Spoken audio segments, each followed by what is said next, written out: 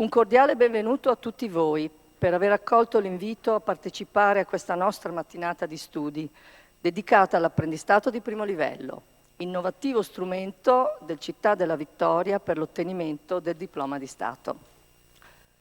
Un benvenuto particolare ai relatori di questo seminario qui presenti, nonché ai rappresentanti del mondo della scuola, in primis alla dottoressa Barbara Sardella, dell'Ufficio Scolastico di Treviso e dai colleghi dirigenti scolastici, agli esponenti dell'imprenditoria e delle associazioni di categoria. Vedo fra noi il vicepresidente di Banca Prealpi San Biagio, Cavalier Flavio Salvador, il presidente di Confartigianato Treviso, Oscar Bernardi, il presidente di segretario di Confartigianato Vittorio Veneto, Enrico Masette, ed Alberto Boscariol, l'ingegnere Jacopo Meghini di Metalmont, e anche Massimo Granzotto, e mi scuso se per caso ho dimenticato qualcuno. Vi ringrazio di cuore tutti, perché tutti a vario titolo avete avuto e spero continuerete ad avere un ruolo importante per questa scuola e per le sue dinamiche legate a creare utilità a vantaggio dei nostri studenti. Consentitemi di chiedervi sin d'ora un applauso per gli studenti presenti.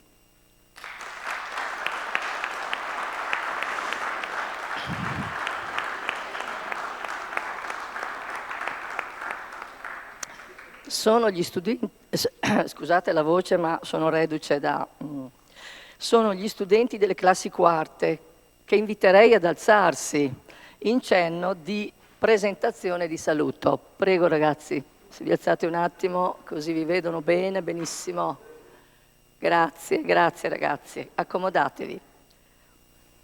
Li definisco affettuosamente i nostri pionieri, perché saranno proprio loro i primi diplomati attraverso questo modello educativo che auspico diventi una costante del Città della Vittoria anche per l'avvenire. Grazie ad esso i giovani coinvolti acquisiscono competenze in contesti di apprendimento diversi dalla tradizionale classe, utili per il loro futuro professionale ed è per la loro maturazione personale, mentre le imprese sviluppano innovativi canali per la costruzione delle professionalità di cui spesso lamentano le difficoltà di reperimento, mentre le istituzioni formative, in questo caso la scuola, innovano i propri metodi e si aprono ancora di più al territorio. Oggi non solo per noi del Città della Vittoria, ma anche per chi come Confartigianato e Confindustria Veneto Est, che ci sono stati vicini nell'organizzazione del progetto apprendistato, è una giornata speciale, la coronazione di un cammino iniziato nel 2021. Sin da subito abbiamo riscontrato reciprocamente unità di intenti nel programmare per l'IPSIA l'apprendistato di primo livello. Forti della consulenza delle associazioni di categoria, di settore e dell'appoggio del Collegio Docenti, che a grande maggioranza ha deliberato di dare il via a questo nuovo progetto formativo, si è proceduto a verificare l'interesse degli studenti. Ben 44 allievi su 51 delle classi quarte hanno accolto con favore di trascorrere delle 33 settimane di scuola ben 11 in contesto aziendale sulla base di un vero e proprio contratto di lavoro. Ecco perché nel 2021 abbiamo modificato il PTOF in modo tale da essere pronti per questo anno scolastico. Il PTOF è il documento della scuola, è il piano triennale dell'offerta formativa. Difatti, dal 23 novembre al 23 dicembre 2022 gli studenti hanno iniziato la loro esperienza formativa in azienda. A questi nostri giovani l'apprendistato offre l'opportunità di integrare i saperi formali a scuola con quelli non formali in azienda, acquisendo competenze così aggiornate ed aggiuntive rispetto a quelle laboratoriali scolastiche. Si pensi ad esempio all'uso di devices di ultima generazione, alle abilità di utilizzare macchinari tecnologicamente avanzati o a comprendere le fasi produttive in contesto aziendale. A ciò si aggiunga l'assunzione di un nuovo status di studenti lavoratori, dal momento che sono titolari di un contratto di lavoro, che consente loro di essere anche percettori di una retribuzione e fruitori di contributi previdenziali. Oggi, insieme a tutti voi, il Città della Vittoria apre questo convegno per offrire spunti di ulteriori e sempre più perfettibili progettazioni di apprendistato e per comprenderne al meglio le dinamiche anche future. Prima di entrare nel vivo di questi temi, vorrei invitare per un saluto coloro che hanno contribuito sul piano organizzativo a rendere questo convegno una realtà. Sindaco Antonio Miatto, a lei, visto che ci ha concesso questa meravigliosa sala. Buongiorno a tutti, io vi porto naturalmente i saluti della mia amministrazione e do il benvenuto qua a Vittorio Veneto, specialmente chi vittoriese non è. Io ricordo che uno dei primi problemi che ho affrontato da sindaco è stato proprio un tema inerente a questa giornata qua, perché avevo sentito un grido di dolore che si alzava dalla nostra zona industriale, dove i vari industriali segnalavano la mancanza, l'impossibilità di reperire adeguato personale e adeguatamente formato, sia come numero che come qualità di formazione che si portavano dietro. Cominciai a girare per la zona industriale e alla fin fine ho fatto una visita appositamente su questo tema e guarda caso accompagnato dall'assessore Donazzan, che non conoscevo prima ma che ebbi modo di apprezzare perché ho visto quanto sia profonda la sua conoscenza del tema del mondo della produzione e delle problematiche connesse. Parlammo proprio quella volta là di formazione, si pensò anche una qualche soluzione da implementare, solo che poi siamo stati travolti un po' tutti dal Covid e adesso che il Covid se ne sta fortunatamente andando, vedo con piacere che il tema non è stato dimenticato, ha covato sotto la cenere e oggi, grazie anche alla Regione Veneto e grazie alla dirigente scolastica nostra, lo vediamo riapparire nella nostra città con questa nuova modalità. Io sono convinto che questa nuova modalità porterà grandi soddisfazioni sia alla scuola che alla regione, ma certamente al mondo produttivo e ai nostri giovani che lo affronteranno in futuro. Io mi limito soltanto a fare una raccomandazione alla scuola, nel senso che questa corsa all'efficientamento non dimentichi che i nostri ragazzi sono persone e quindi bisogna curarli sempre con la loro crescita e con la loro corretta percezione del sé e del mondo che li circonda. Cioè facciamoci l'anima. Grazie. Grazie.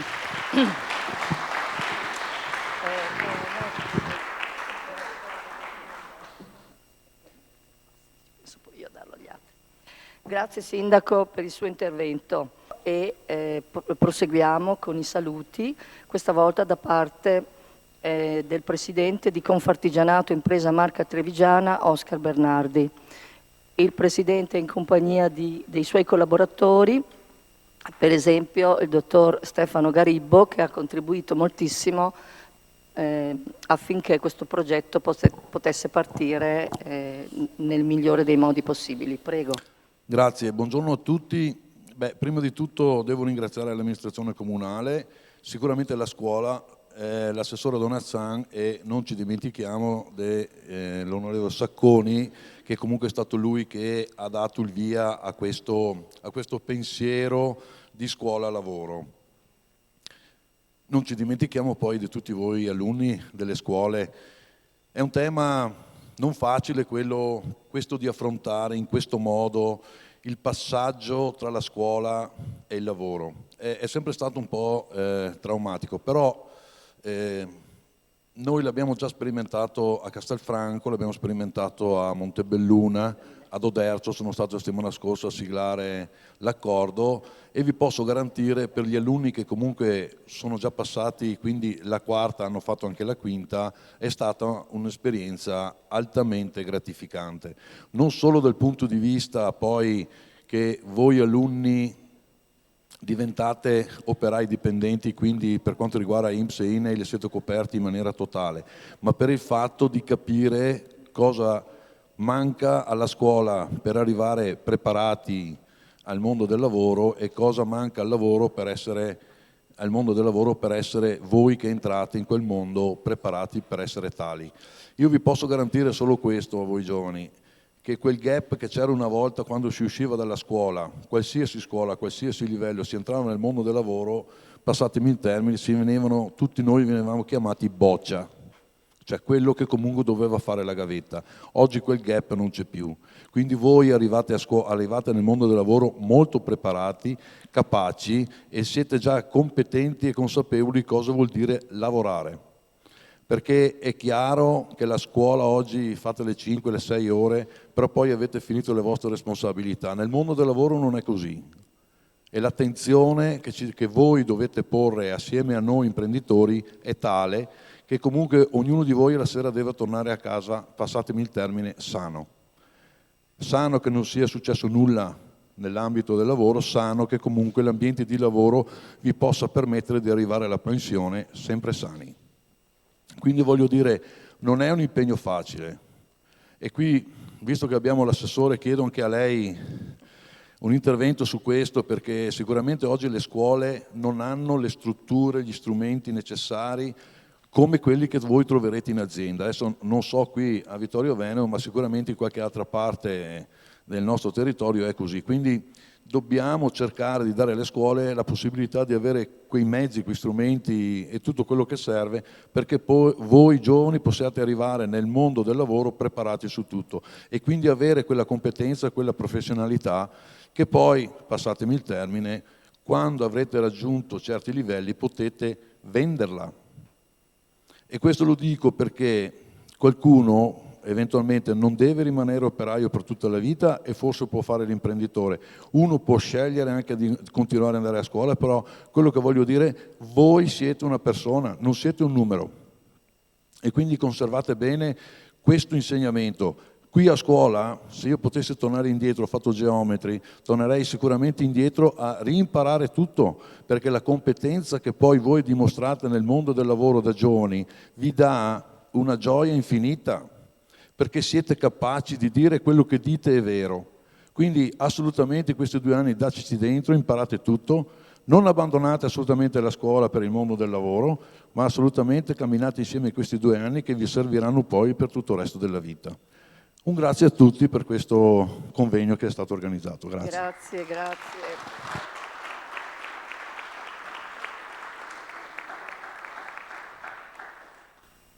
Ecco, in questo momento sono presenti altri rappresentanti di Confartigianato, per esempio Alberto Boscariol e il presidente Enrico Masette di Confartigianato Vittorio Veneto. Dovevate dirci qualcosa su un premio per chi si diploma? Perché era una cosa molto interessante, mi ero segnata un appunto. Ecco, noi abbiamo circa una quarantina di aziende, no? E molte di queste, circa la metà, ma le altre sono di Confindustria, però la metà sono di Confartigianato. Secondo me è meglio adesso.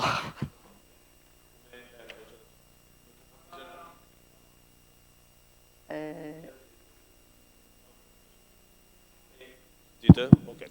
Sì, esatto. Come Confartigianato volevamo introdurre appunto quando conseguiranno la maturità un contributo direttamente allo studente che poi tramite l'associazione di Vittorio Veneto avremo piacere proprio di essere presenti insomma nel momento in cui poi ci sarà il conseguimento del titolo, perché ovviamente il contratto è finalizzato a farvi conseguire appunto il diploma, esatto, e quindi quello è il momento decisivo. Poi voi potrete continuare nell'azienda che vi ha accompagnato al titolo, potrete andare all'università, agli ITS, cambiare altre aziende, però in quel momento volevamo esserci come ci siamo adesso in questo momento di partenza, quindi assolutamente sì.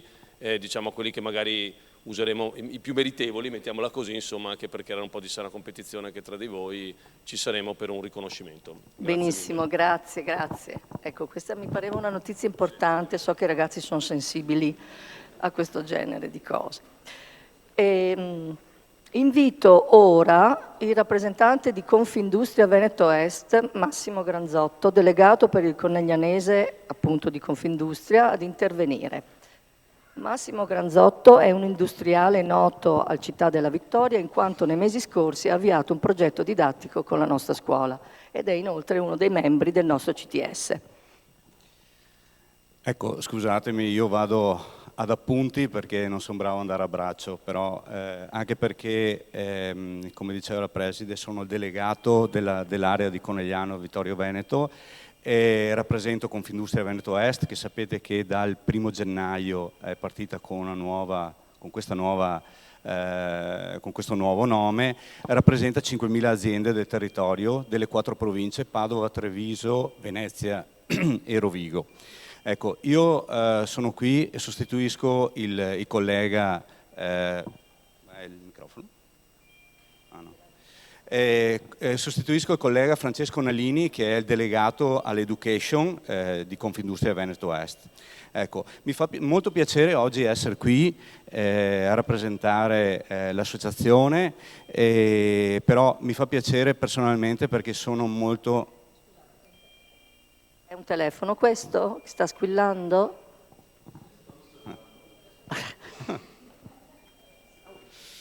Ecco, no perché... Ecco, stavo dicendo, sono molto sensibile alla collaborazione tra scuola e impresa, tant'è vero che giustamente come diceva la Preside abbiamo avviato da qualche tempo una collaborazione diretta con il suo istituto e al quale rinnovo i complimenti delle classi. Ecco. E in ogni caso desidero ringraziarla per aver avviato e spingendo questo apprendistato di primo livello. Ecco, l'evento odierno credo metta a fattor comune un po' tutti, no? Possiamo oggi analizzare magari quali sono gli esiti di questi percorsi che ritengo siano importanti. Ecco. Credo personalmente che questa sia l'unica strada che possa mettere insieme le imprese, indipendentemente che siano artigiane o industrie, con gli studenti e realizzare un vero e proprio percorso formativo. Riconoscere l'azienda come luogo formativo dove gli studenti possano toccare con mano realmente le varie professioni, ovviamente obbliga le aziende ad accogliere i giovani e pianificare per bene il loro inserimento e obbliga in un certo modo anche la scuola a voler confrontarsi con le aziende senza pregiudizi sui contenuti formativi e dall'altra parte obbliga anche gli studenti e le famiglie a essere veramente parte attiva in questo percorso di formazione.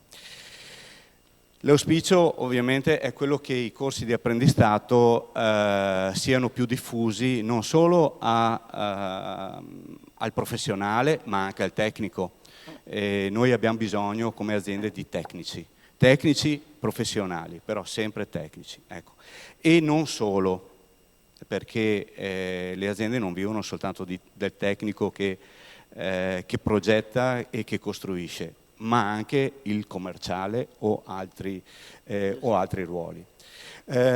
Lo so che non è semplice, mi rivolgo soprattutto agli insegnanti che saranno direttamente interessati a questo cambiamento e dovranno rivedere in qualche modo tempi e anche stili, sicché è un impegno non da poco. Certo.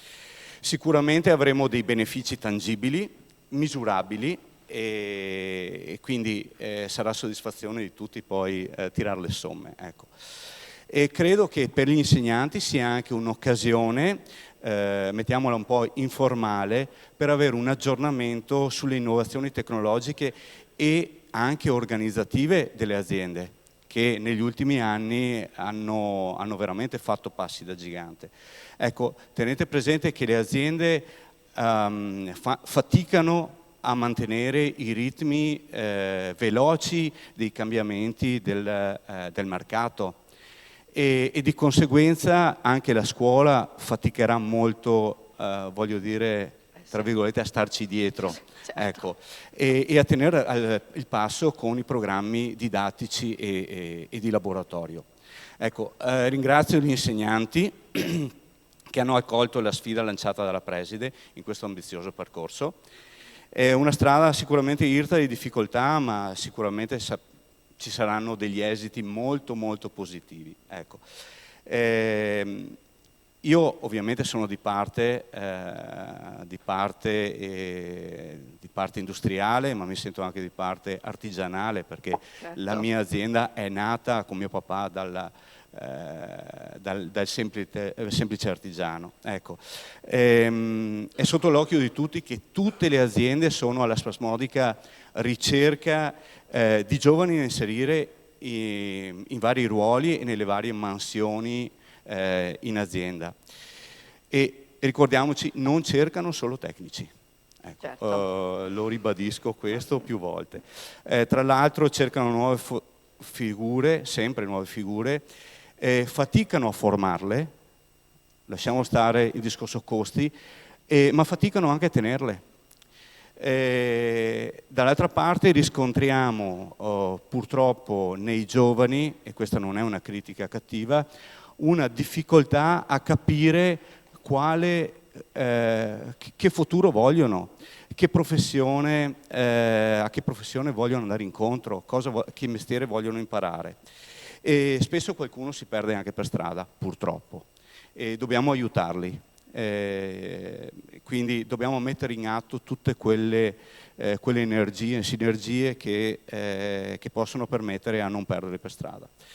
Io penso che se riusciamo a fare questo pezzo di strada assieme e condividerne gli obiettivi concreti, possiamo anche contribuire a ridurre questo paradosso. E anche le esperienze di apprendistato che si stanno diffondendo negli ITS e nelle università ci confortano. Non sono numeri importanti, però piano piano vediamo che stanno crescendo. Ecco. Ringrazio per ultimi, ma non per ultimi, gli studenti e le loro famiglie che hanno deciso di intraprendere questo cammino, questo percorso. Mi piacerebbe, ma parlo a nome di tutti gli imprenditori, trovarli a diploma in mano fra qualche anno all'interno delle nostre aziende e confrontarci a livello manageriale per poter insieme capire come migliorare questi percorsi e renderli veramente più attrattivi. Ecco, ragazzi, vi faccio un bocca il lupo a tutti perché lo meritate. Infine un appello alle istituzioni, qui presente il Ministero, dall'assessore Donazzan e alla Regione. Ecco.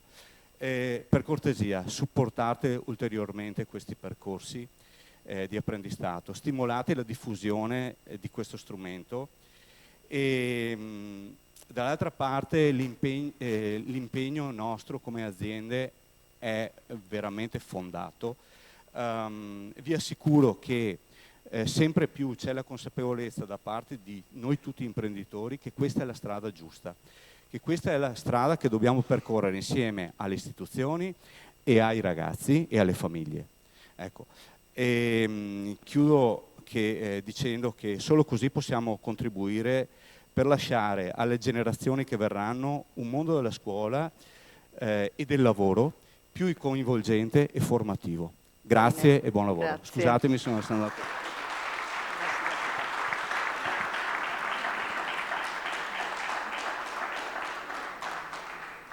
Grazie, grazie. La collaborazione con Confindustria Veneto Est, che auspichiamo possa proseguire anche nel futuro, è sempre stata molto presente. Mi viene da citare già, per esempio, il PMI Day, dove appunto la Confindustria ci permette di visitare le aziende con i nostri ragazzi e di avere anche una guida che spiega, quindi sono attività molto interessanti. Chiedo al Cavalier Flavio Salvador di unirsi a noi per un saluto di Banca Prealpi San Biagio, vicepresidente di lungo corso dell'Istituto di Credito che, sebbene a livello nazionale sia fra le prime 8 banche del credito cooperativo, continua da lunghissimo tempo a dare risposte al territorio di competenza, sostenendo anche progetti di iniziative dedicate ai giovani, in modo particolare alle scuole. Noi oggi ne siamo una prova. Prego. Allora permettetemi di portare i saluti del Presidente Carlo Antiga del Consiglio di Amministrazione, uniti ai miei, a tutte le persone qui presenti, alle personalità istituzionali, innanzitutto il signor Sindaco che ci occupa e l'assessore Donazzan e al Ministro onorevole Sacconi, che saluto in maniera particolare perché ci conosciamo da una vita. Ecco. Un saluto a tutti. E cosa ci fa una banca in mezzo a tutti gli imprenditori, ecco, e in mezzo agli studenti, in mezzo alle istituzioni? E ci sta, ho ascoltato attentamente gli interventi che mi hanno preceduti, ho parlato prima di tutto di persona al centro del progetto, e questo è importante, perché la persona è il primo elemento che va a comporre la società. Quindi oltre al tessuto economico, al centro ci sta sempre il giovane, la persona che quando esce dalla scuola è una persona fragile. Se al primo impatto non incontra la persona giusta, diventa un problema e questo bisogna eliminarlo. E per questo progetto, quindi questo dualismo, questo apprendistato duale è importante sia per la scuola, che trova quindi nuovi mezzi per comunicare, che per lo studente che quando esce trova già un percorso già fatto, già pronto, e quindi qualcuno che all'interno dell'azienda lo accoglie perché lui si è qualificato e quindi la società lo vede come una persona qualificata e quindi tutto quello che gli gira attorno poi alla fine parte anche da questo. Altri spunti che mi sono venuti in mente: io ho fatto l'artigiano per 40 anni e quindi questo problema lo conosco a fondo, lo conosco perché quando nella mia vita lavorativa ho cercato personale da inserire nell'azienda ho sempre avuto molte difficoltà. Quindi questo progetto, Preside, merita un grande applauso e un grande sostegno da parte delle istituzioni, da parte dei soggetti economici che insistono sul territorio. Un istituto di credito vive e prospera se il territorio è virtuoso, se il territorio è sano, se le persone che vi abitano non hanno conflitti sociali.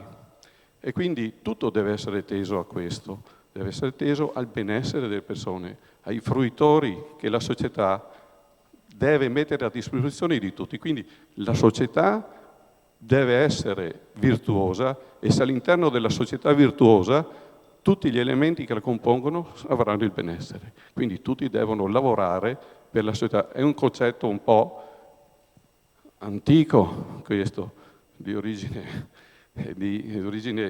greca, degli studiosi grechi, è un concetto filosofico, è difficile da perseguire ai giorni nostri dove l'individualismo, dove il principio edonistico impera.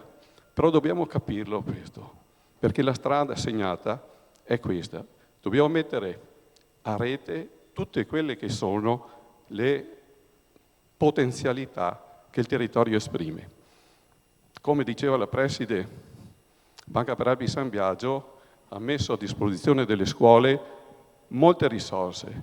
Continueremo a farlo perché ci crediamo, perché crediamo nelle persone, crediamo nel nostro territorio e quindi ecco, l'augurio è che questo progetto continui, quindi un incoraggiamento ad andare avanti e troverete in Banca per Alpi San Biagio un istituto sempre pronto a supportarvi. Grazie a tutti, grazie a chi ha organizzato, agli insegnanti, agli studenti, alle istituzioni. Grazie e buon lavoro. Grazie per le sue riflessioni e per l'aiuto che Banca Prealpi ci ha riservato in questa occasione. Gli interventi che seguiranno li potremmo definire l'espressione più vera dell'attivazione di questa innovativa forma di arrivare al diploma. Concedetemi l'espressione nella dimensione 4.0. Vi presento ora alcuni dei protagonisti del nostro progetto. Dalle loro considerazioni avremo un riscontro diretto di quanto l'apprendistato sia un valido strumento di istruzione. Presenteremo quindi 3 esperienze tenete conto che loro sono stati solo un mese in azienda, quindi siamo all'inizio del percorso. La prima riguarda uno studente di quarta C, Kunyan Goran, che è stato in un'azienda che si chiama GF Impianti di Pieve di Soligo, e adesso io invito Goran, alzati, bravo.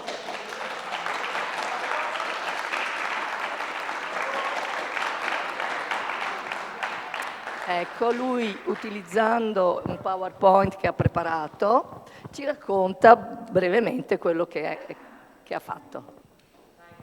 Buongiorno a tutti, sono Goran Kunjak, sono stato inserito in un'azienda, GF Impianti, si occupava di impianti elettrici, civili e industriali.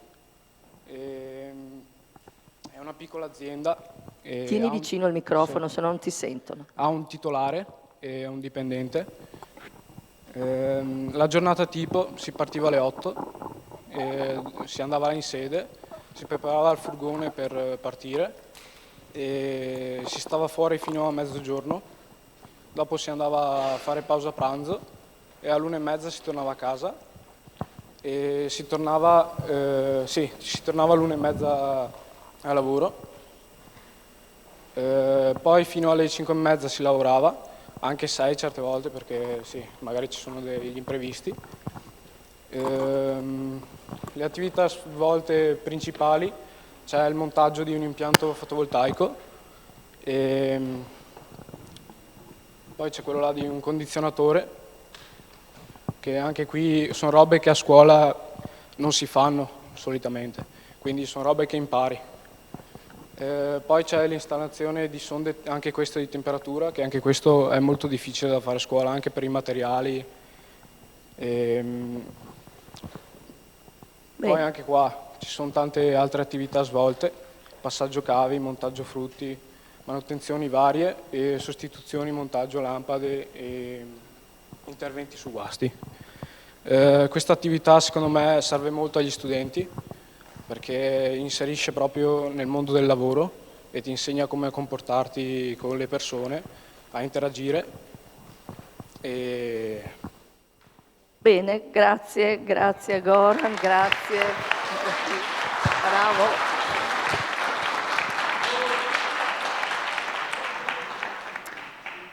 Adesso passiamo ad un'esperienza presso la OMEC di Vittorio Veneto. Vedremo prima un filmato e poi darò la parola allo studente e poi al titolare della OMEC.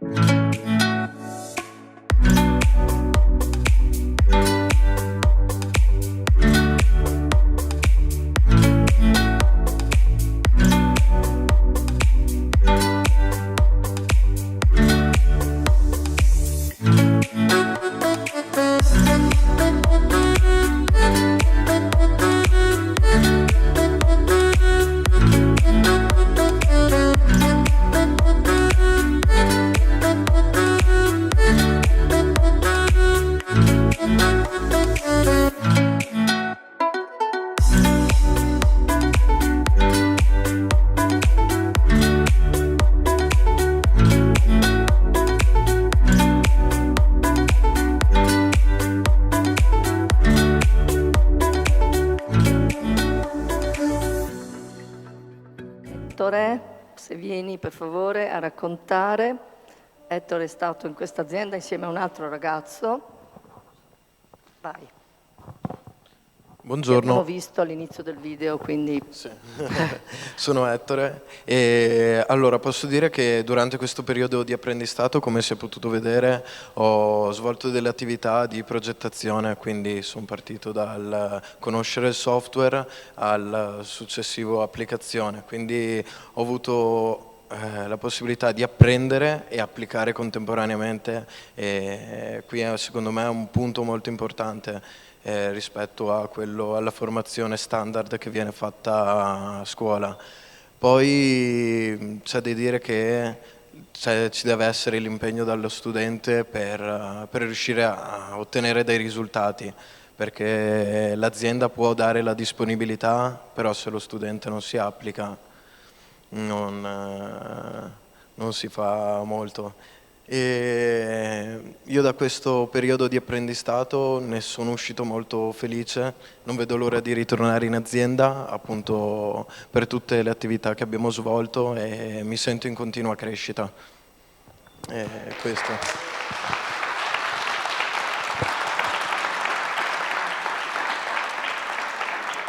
Grazie. Ecco, passiamo a Massimo Camerin, ecco, che è il titolare della OMEC.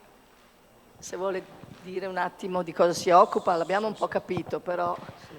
No, buongiorno a tutti, tanto saluto l'autoressa e la ringrazio per quello che lei ha fatto, perché è un percorso questo sicuramente difficile, che impegnerà sicuramente, ma è una cosa che ci voleva e andava fatta, perché io è da 35 anni che sono con la Confartigianato, ho iniziato l'attività da giovane, quindi poi dirò anche qualcosa ai ragazzi, e da 15 anni che svolgo attività di stage nell'azienda, cioè con i ragazzi delle scuole.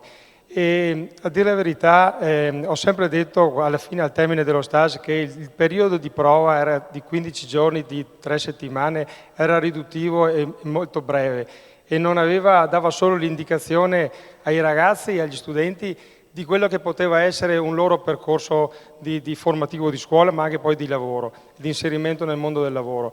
E avevo sempre detto anche all'interno di Confartigianato che si doveva trovare una soluzione con le scuole eccetera per far sì che questo diventasse un percorso più duraturo di 500-600 ore, quello che adesso si è iniziato a fare.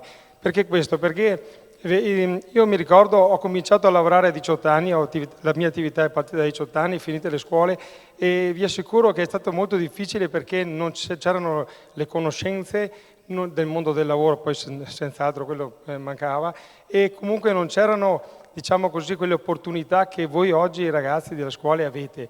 E è vero che il mondo del lavoro, la globalizzazione ha portato sempre a ridurre i tempi del lavoro, della produzione eccetera, e quindi abbiamo bisogno di figure, di tecnici, di persone non soltanto nell'aspetto tecnico ma anche nelle commerciali eccetera, che siano persone però già avviate, e quindi anche il fatto dell'apprendistato che una volta c'era, che uno faceva 3, 4, 5 anni, lo dobbiamo togliere e dobbiamo far sì che voi siete inseriti in azienda il più presto possibile, e questo percorso secondo me è fondamentale. Poi tra l'altro quando si faceva lo stage, si continua a fare anche adesso nelle scuole, nei primi anni, succedeva che poi i ragazzi arrivavano in quarta e quinta e non decidevano più di continuare la scuola, e questo a me dispiaceva perché significava che non avevano forse avuto l'idea di quello che è il mondo del lavoro e di quello che poteva essere la loro passione, perché alla fine dobbiamo sposare tutti una passione per qualcosa, e l'importante è che poi questa passione sia sorretta anche dalla scuola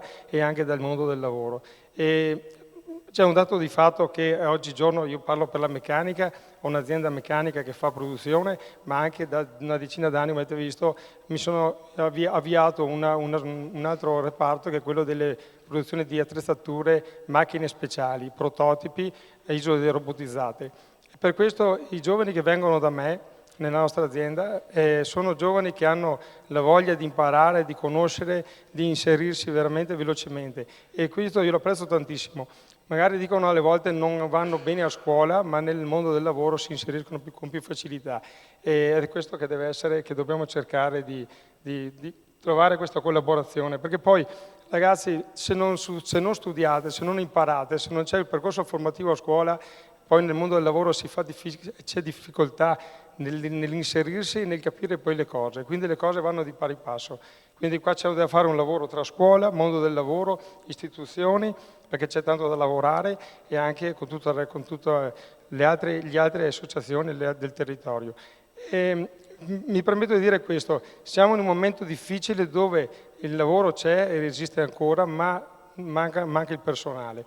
Quindi io mi auguro che ce ne siano tanti che vogliano andare a scuola, quindi bisogna rivedere un po' anche alle scuole medie, perché tante volte tutti vogliono andare a fare il liceo, tutti vogliono, per l'amor di Dio, può anche stare, però voglio dire, dobbiamo creare quel tessuto sociale che è necessario per il nostro territorio ed è indispensabile, altrimenti tutto quello che è stato creato da chi ci ha preceduto morirà, perché dobbiamo anche ridimensionarlo magari.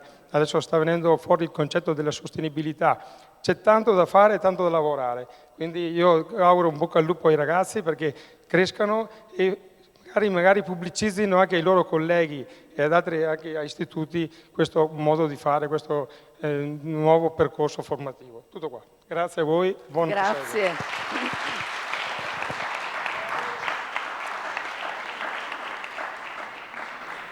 Ecco, approfitto per ricordare che nella cartellina ci sono dei materiali e fra questi ci sono 2 fogli che si chiamano 10 buoni motivi per un'azienda che assuma uno studente con questo tipo di contratto e anche 10 buoni motivi perché una scuola avvii questo progetto.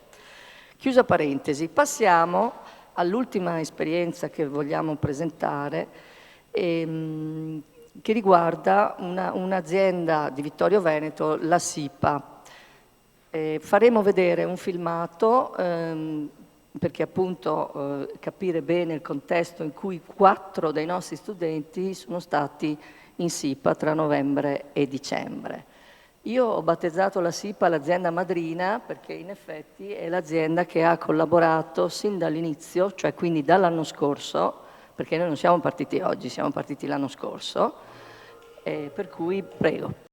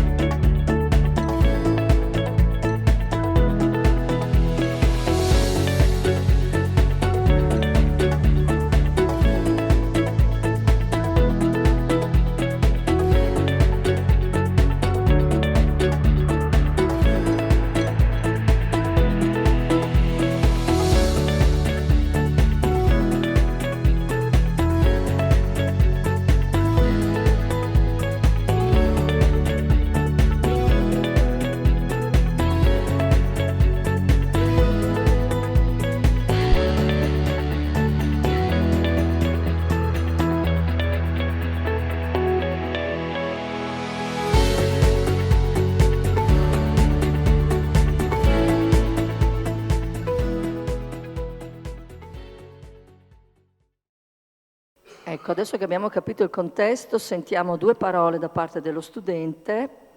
Daniel, vieni a raccontarci qualcosa. Ecco, la SIPA in questo momento ha appunto stilato questo contratto con 4 ragazzi nostri, 2 del settore manutenzione e 2 delle produzioni. Vai Daniel. Sì, certo, scusami. Buongiorno a tutti. Sono Daniel, uno degli studenti della quarta IPSIA, che partecipa al progetto Apprendistato. Penso che questo progetto sia davvero una buona opportunità per noi. Ho lavorato in SIPA 2. In questa azienda si costruiscono macchinari per fare bottiglie. La mansione che ho svolto mi piace e ho avuto modo di vedere sul campo tante attività che ho studiato finora in modo teorico. Vi presento alcune attività che ho svolto in azienda. Mi sono occupato di cablaggio elettrico. Dovevo misurare un cavo, spellarlo, inserire un puntolino e crimparlo. Ho installato i funghi di emergenza in una macchina, creando i collegamenti elettrici tra una luce e il fungo rosso. Mi sono occupato di fare dei buchi per inserire delle canalette utilizzando uno strumento simile a un trapano. Ho lavorato quasi sempre con la supervisione di un esperto che mi seguiva nelle varie attività. L'azienda è un luogo pulito e si lavora in tranquillità. Auguro un buon proseguimento e che per tutti noi l'esperienza sia positiva. Grazie. Grazie Daniel.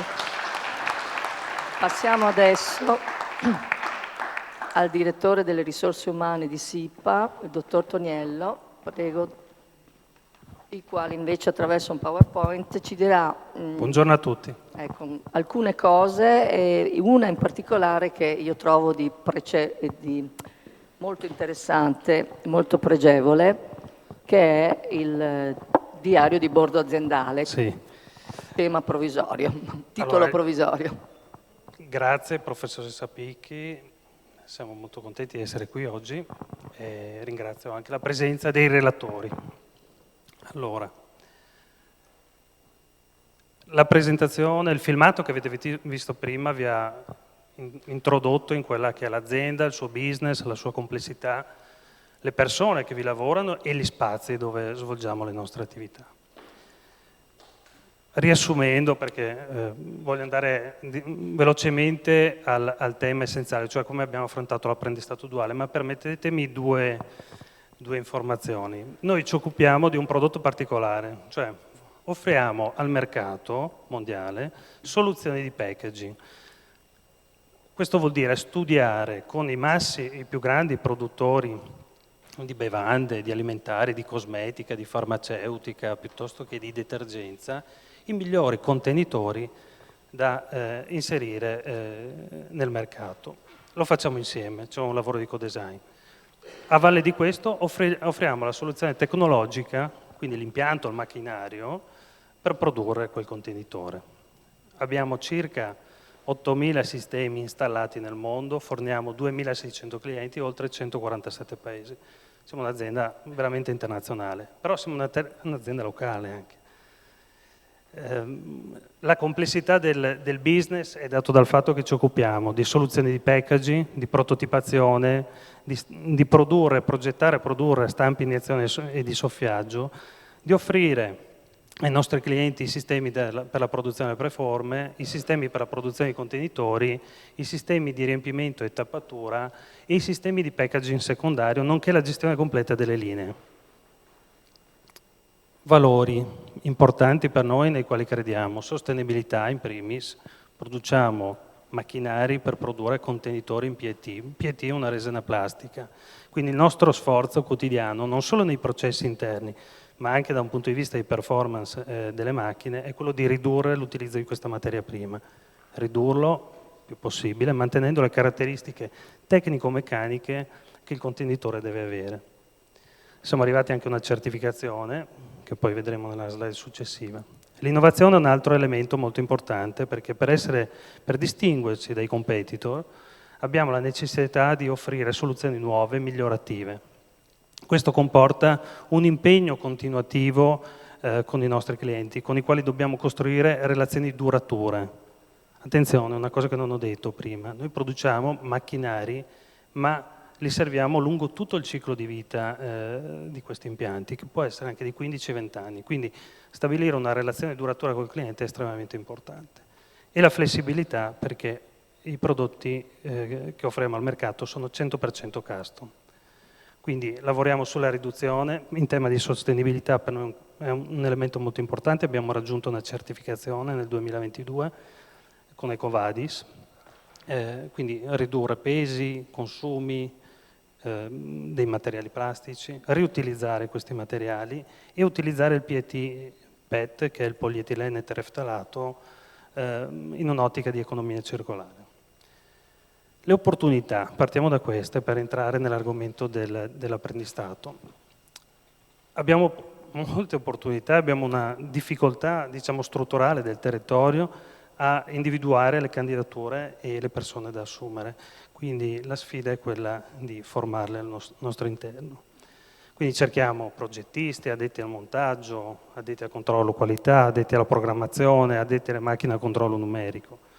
Queste sono le principali opportunità operative per i giovani. E perché puntiamo ai giovani? Perché abbiamo la necessità, uno, di crescere e quindi di inserire nuove persone che vadano a coprire determinate posizioni lavorative, ma anche di favorire un ricambio generazionale che è attualmente in corso in azienda, per cui per noi è importante affiancare il giovane all'esperto, al super esperto, alla persona più competente che ha una seniority più elevata. E per questo lavoriamo molto con le scuole del territorio, in particolare con Città di Vittoria. Quando ci è stato proposto l'apprendistato duale l'abbiamo accolto con grande entusiasmo, devo dire. Abbiamo iniziato a parlarne qualche anno fa, giusto? Ecco. E come l'abbiamo interpretato, come l'abbiamo realizzato? Intanto, come diceva la professoressa Picchi, abbiamo accolto e assunto 4 studenti. 2 di questi sono andati a operare nell'area di produzione degli stampi e 2 nell'area della produzione delle macchine. Entrambi i progetti hanno una durata convenzionale che è fino a fine giugno, ma sappiamo bene che il contratto di apprendistato è un contratto a tempo indeterminato. C'è stata una collaborazione molto fattiva con la scuola, sin dall'inizio, per analizzare quello che era il piano formativo individuale che ci è stato fornito e, devo dire la verità, non senza qualche difficoltà e qualche dubbio, ci siamo messi un po' a tavolino, ho qui con me i 3 rappresentanti, i tutor aziendali, e abbiamo cercato di capire come andare a strutturare un vero e proprio programma aziendale fatto di attività teoriche e anche pratiche. Abbiamo strutturato uno strumento che, partendo da questo è un estratto del piano formativo, dove vengono riportate le competenze, le abilità e le conoscenze, e quelle che sono le ore richieste per arrivare a ottenere il diploma. Quindi partendo da questo, analizzando riga per riga, abbiamo costruito al nostro interno un piccolo strumento aziendale. Questo ne è un esempio. Quindi sulla sinistra troviamo in maniera molto dettagliata quelle che sono le competenze su cui bisogna lavorare anche in azienda, non solo a scuola ma anche in azienda. E le competenze sono composte da abilità e conoscenze. Quindi questa parte è il piano formativo individuale. Siamo andati quindi a costruire al nostro interno il programma aziendale, che è fatto, come dicevo prima, di teoria e pratica. Adesso non si vede molto, però vi posso dire che nel primo giorno, poi vedremo il calendario, abbiamo fatto attività di lettura del disegno tecnico, li abbiamo fatto infatti partecipare a un corso di formazione sul CAD 3D, piuttosto che altre attività. Ecco, lo strumento che abbiamo sviluppato e che so che è piaciuto molto è uno strumento creato dal nostro tutor Massimo, qui presente, gli faccio i complimenti, che consente una registrazione contestuale delle attività giorno per giorno. Il primo giorno, qui vi riporto un estratto dei primi 3 giorni. Il primo giorno, oltre all'accoglienza iniziale, ci siamo dedicati a quella che è l'attività legata alla formazione sulla sicurezza. Requisito imprescindibile. Abbiamo lavorato quindi sull'articolo 36, abbiamo fatto l'attività nel rispetto dell'articolo 36 del testo unico 8108 e abbiamo organizzato delle visite degli spazi aziendali. Perché la formazione sulla sicurezza? Beh, inutile dirlo, Sono giovani che vengono dalla scuola, non conoscono il contesto aziendale, bisogna spiegargli dove siamo, quali sono i rischi, qual è l'organizzazione della sicurezza, quali sono i rischi generali, ma soprattutto i rischi specifici della mansione a cui saranno assegnati. E questo è quello che abbiamo fatto. Il secondo giorno, vedete, hanno fatto attività di formazione diversa, hanno partecipato a un corso sul CAD 3D che avevamo già organizzato in azienda e nella terza giornata hanno iniziato a effettuare attività lavorativa. Infatti, nella seconda parte del terzo giorno sono state effettuate 4 ore lavorative. Lo strumento che abbiamo sviluppato ci consente di rendicontare le ore, perché sì, attenzione, stiamo parlando di un contratto di lavoro e un contratto di lavoro deve essere correttamente gestito in termini di ore, di prestazione, diciamo, di attività formativa, ma soprattutto di attività lavorativa. Perché? Perché poi serve a elaborare correttamente i cedolini che hanno un trattamento economico diverso tra l'attività formativa e l'attività lavorativa. Concludo. Per noi è vero, è iniziato da poco, ma lo dico fin da subito, speriamo di farlo agli istituti tecnici e noi ci saremo, professoressa, se vorrà portarlo avanti.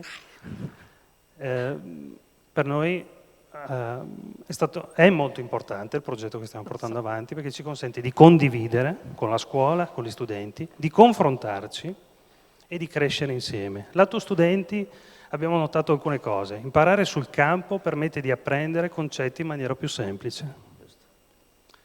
Comprendere l'utilità della teoria vivendo la pratica. Beh, in azienda facciamo formazione ma anche lavoriamo, quindi si realizza questo. Sviluppare le capacità relazionali e di problem solving. Lavorare in team. I ragazzi hanno lavorato in team con i nostri tutor e anche con altre persone che li hanno portati e accompagnati nel loro percorso. Per l'azienda abbiamo imparato anche noi tante cose, perché per noi, anche in un'ottica, come diceva prima lei, no? Un po' pionieri, anche noi siamo stati un po' pionieri, è la prima volta che lo affrontiamo. Spiegare è condividere esperienze. Ci ha aiutato a migliorare l'attività comunicativa e a rendere l'apprendimento stimolante. Non nascondo, ovviamente, l'obiettivo nostro è quello di creare figure formative, figure professionali già pronte per quello che ci serve. E le sfide sono tante anche per il futuro. Assolutamente. Concludo dicendo che è sicuramente un'esperienza positiva, speriamo di poterla replicare, gli istituti tecnici potrebbero essere un ulteriore traguardo importante e l'ultima cosa che voglio dire è ringrazio i 3 tutor aziendali, Massimo, Michele e Damiano, perché grazie a loro, grazie al loro impegno, alla condivisione, alla collaborazione, ma soprattutto all'entusiasmo, questo progetto non si sarebbe potuto portare avanti. Bene, grazie a tutti.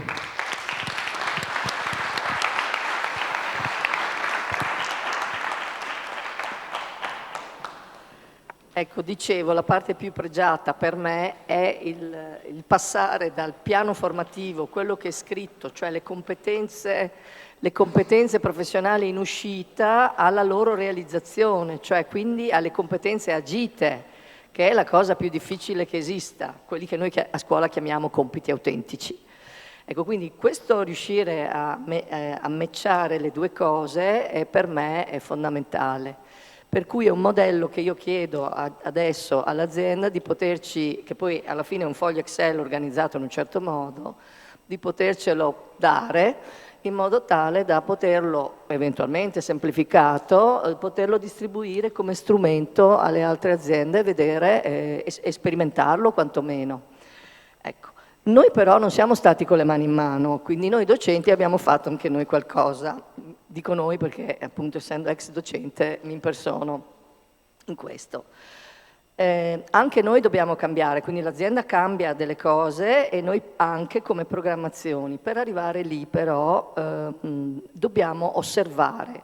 Uno strumento per noi importantissimo di osservazione è il diario di bordo. Il diario di bordo è un documento che fa parte del PCTO normalmente, però è spesso un documento molto veloce. Nel nostro caso invece lo abbiamo implementato. Chiamo quindi a raccontarci, e finiamo questa parte, il professor Santevelo, docente di lettere appunto al professionale da tanti anni, con un master in tutoraggio e in orientamento, e quindi adesso lui ci racconta.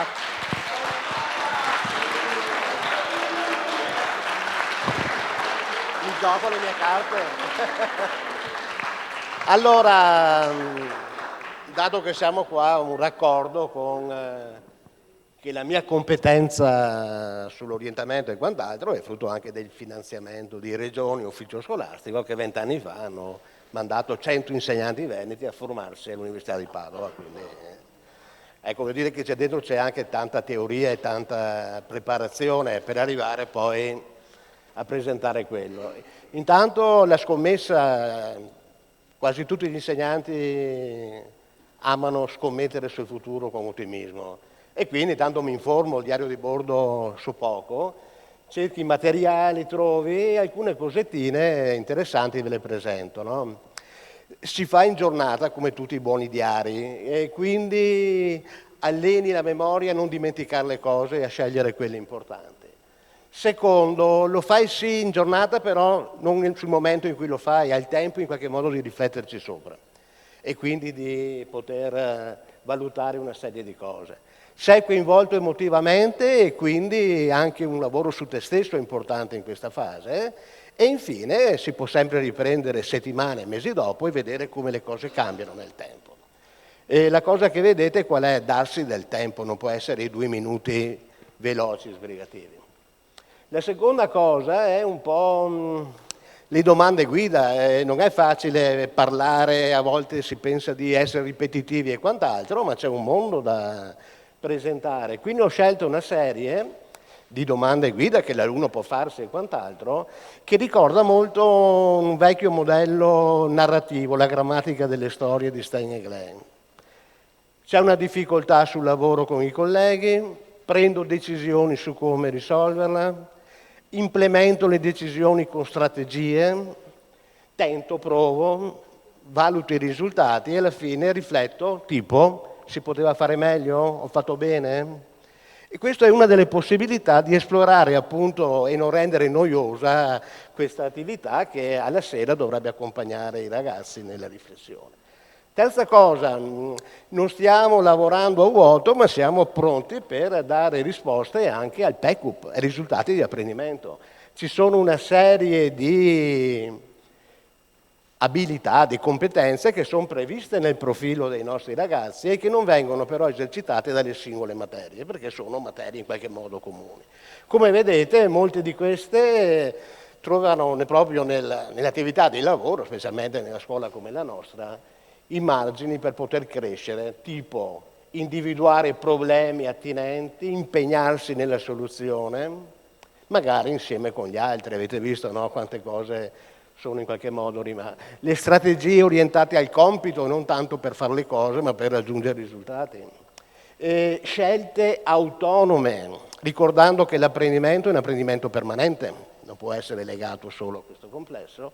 E infine si diceva anche come bilancio delle competenze, conoscenza di sé. Mi vedo, no, come sto crescendo e mi pongo obiettivi, perché poi senza questo si va da poche parti. Adesso chiudo con un lavoretto che ho fatto con i miei 30 alunni, avevo 2 classi, quindi vi dico, diario di bordo si usa il drive, quindi è pubblico, i ragazzi insegnano, si inseriscono i dati, gli altri ragazzi possono guardare, ma anche gli insegnanti possono andare a controllare. E dato che appunto non li avevo in classe, una parte delle ore le ho seguite appunto controllando questo. Qui è il passaggio dopo 3 giorni che sono partiti, ho scaricato i dati, me li sono letti. Questo è e non ho neanche fatto correzioni, questo è proprio il testo di un alunno che dice ho aggiornato il sistema operativo, ho verificato la giacenza in magazzino, era su un'azienda piccola, un negozio praticamente, no? E quant'altro, ho sostituito il tamburo del toner, ho lavorato su questo, poi il pomeriggio ho fatto quest'altro e quindi mi fa un po' un elenco, è anche uno di quelli che ha scritto un po' di più a dire il vero, quant'altro. Io raccolgo questi dati, mi sono fatto un foglio Excel anch'io nel mio piccolo e ho raccolto una serie di informazioni, tipo sui 3 giorni di lavoro quanti diari ci sono? 3, 100%. Quante parole hai scritto in tutte? Boh, diviso 3 giornalmente, 67 parole utilizzate per descrivere questo. Poi, qui viene fuori la mia competenza da master, le informazioni che riporti sono solo quelle che hai fatto te, compiti, oppure quelle che hai visto fare, oppure quelle che ti sono state dette e quant'altro. In questo caso erano solo competenze che lui ha fatto, ha descritto quello che faceva. Poi, contenuti minimi, accettabili, eccessivi, troppi dettagli o meno, oppure la pianificazione essenziale, adeguato, anche addirittura approfondita. In questo caso gli ho segnalato troppi dettagli che si potevano eliminare, tipo il colore della cartuccia piuttosto che altro, e infine l'adeguatezza del testo perché comunque era consistente. E poi alla fine note e osservazioni, tipo non distinguere mattina e pomeriggio, non è un diario inteso nel senso cronologico, ma è un diario di competenze. Ed infine evita i particolari e concentrati sul compito, che vuol dire azione, scopo e strumenti che devi utilizzare per eseguirlo. Questo lavoro qua io l'ho fatto invece usando un piccolo foglio Word stampa Unione, l'ho trasformato in PDF e gliel'ho spedito personalmente, quindi il feedback è privato, non è pubblico, riguarda solo un lavoro di questo tipo. Questa è la seconda passata, diciamo, no? Ho preparato un pacco con il computer, poi mi è stato illustrato come distinguere, ora riprende quello che uno dice, mi è stato mostrato come si fanno una serie di cose, sono stato assistito, ho fatto delle cose e il titolare quando è rientrato ha confermato quello che ho fatto, quindi anche il ruolo del tutor aziendale che guida e quant'altro. La mia risposta è questa dopo un secondo blocco di letture, sto quasi finendo, 8 giorni, 8 diari compilati, 100% come la prima volta, è aumentato il numero di parole, da 67 a 87, quindi si è affinato questo tipo. Sono stati usati tutti e 3 le modalità, quello che ho fatto, quello che ho sentito, quello che ho visto.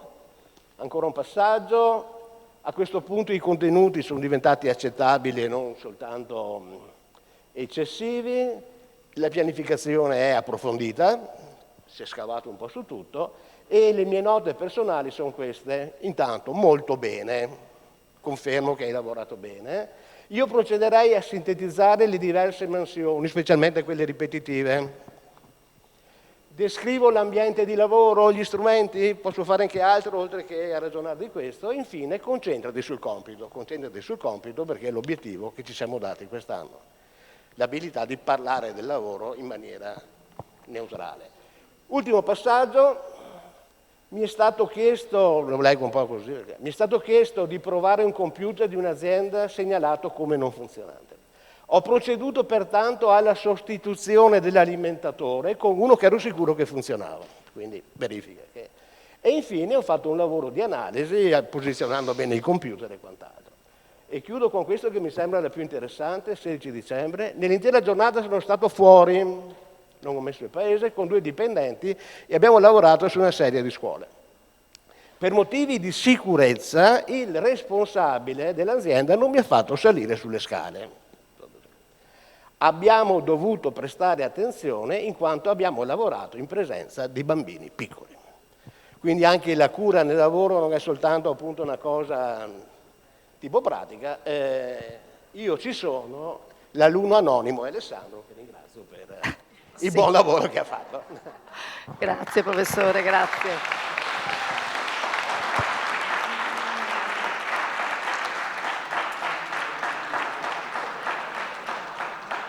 Ecco, questo per dire che io con gli insegnanti abbiamo comunque sempre ben presente che li dobbiamo portare all'esame di Stato e quindi devono sviluppare la competenza di raccontare, perché all'orale nell'esame di Stato una delle prove è proprio quella di raccontare la propria esperienza lavorativa.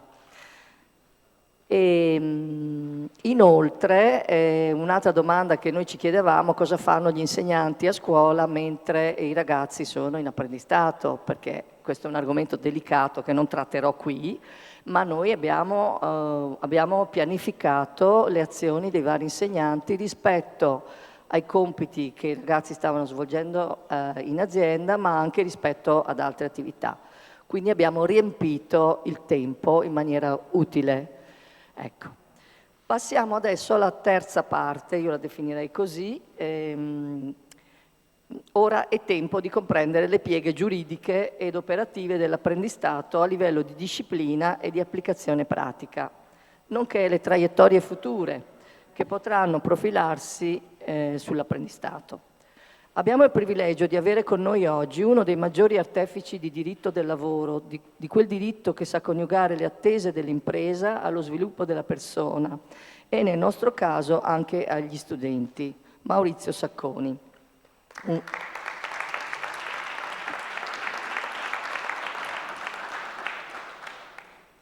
Un nome che non ha bisogno di presentazioni. Maurizio Sacconi può essere definito il padre dell'apprendistato. Da sottosegretario al lavoro ha infatti introdotto le due forme di apprendistato primo e secondo livello per il conseguimento di titoli di studio. Come Ministro del Lavoro e del Welfare ha adottato invece il testo unico dell'apprendistato ed ha inoltre introdotto per gli istituti superiori che si concludono con un diploma la possibilità di istituire uffici di placement per la collaborazione con le imprese. Onorevole Sacconi, a lei la parola, ringraziandola per aver accolto il nostro invito. Buongiorno a tutti, grazie cara Preside, se posso usare ancora un termine tradizionale ma che mi piace, per avere promosso questo incontro e per avermi invitato, perché hanno suscitato in me gli interventi che si sono succeduti e, se mi consentite, soprattutto quelli dei ragazzi, sentimenti un po' contrastanti, di emozione positiva per ciò che, per le esperienze che sono state trasmesse e di delusione se penso che ciò di cui stiamo parlando si concentra sostanzialmente nel nord-nord-est dell'Italia. Che queste esperienze si realizzano certo anche grazie alla diffusione di imprese in questi territori e grazie anche, se vogliamo, ad una cultura negli ambienti scolastici più disponibile a riconoscere la valenza formativa del lavoro e dell'impresa, ma già nel nord-ovest riscontriamo una debole presenza di queste esperienze, anche se in crescita onestamente, e se poi scendiamo lungo la nostra lunga penisola, via via queste buone pratiche scemano fino a scomparire. Quindi a distanza di così tanti anni da quando concepimmo, vi dirò di chi è il vero merito, queste due tipologie di apprendistato, quella per il conseguimento di qualifiche o diplomi e quella per il conseguimento di titoli di carattere di formazione terziaria, quindi sia attraverso gli ITIS che attraverso percorsi universitari o post-universitari, esperienze ancor più rare, data la robusta autoreferenzialità delle università italiane, troppo occupati i singoli docenti con se stessi e con ciò che è all'esterno della università per dedicarsi a progetti di questo genere in favore dei nostri giovani. Come dice, quando e come, voglio testimoniarvi di come nasce questa idea. Nasce in realtà da Marco Biagi. Nel 2001 io mi trovo delegato a una ambiziosa riforma del lavoro e mi avvalgo immediatamente di una persona che conoscevo, che stimavo e che mi era amica, che era il professor Marco Biagi, professore di diritto del lavoro nell'Università di Modena e Reggio Emilia.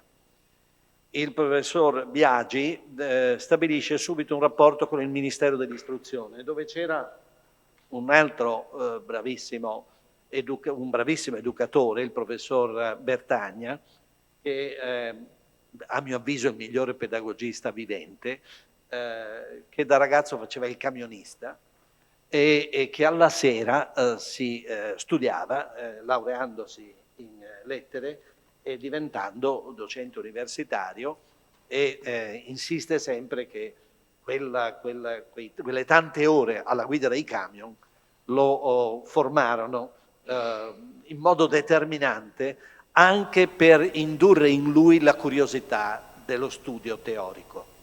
Cioè l'esperienza pratica fu per lui il veicolo che lo portò poi, lo ha detto qualcuno prima anche dei nostri bravi ragazzi, lo portarono alla curiosità anche per la proiezione teorica anche di alcune esperienze pratiche che viveva. Marco Biagi, che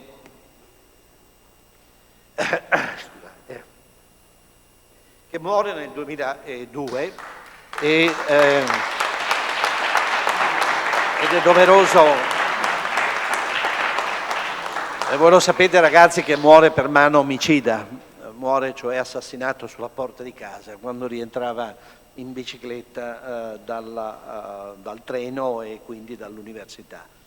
E aveva una visione, non c'era internet, siamo in un'altra dimensione tecnologica, però egli era visionario e capiva che era finita l'economia che è stata chiamata fordista da Ford, la produzione in serie di automobili, che stava radicalmente cambiando nell'Occidente e non solo il modo di produrre e di lavorare, che soprattutto le persone non sarebbero state più numeri, ma avrebbero riacquistato un volto, perché la fine della produzione seriale, dovete farvi vedere dei filmati su produzioni che ora in pratica non si trovano più, che cos'era una tessitura. Il mio grande amico Maurizio Castro è stato direttore del personale di una tessitura di allora,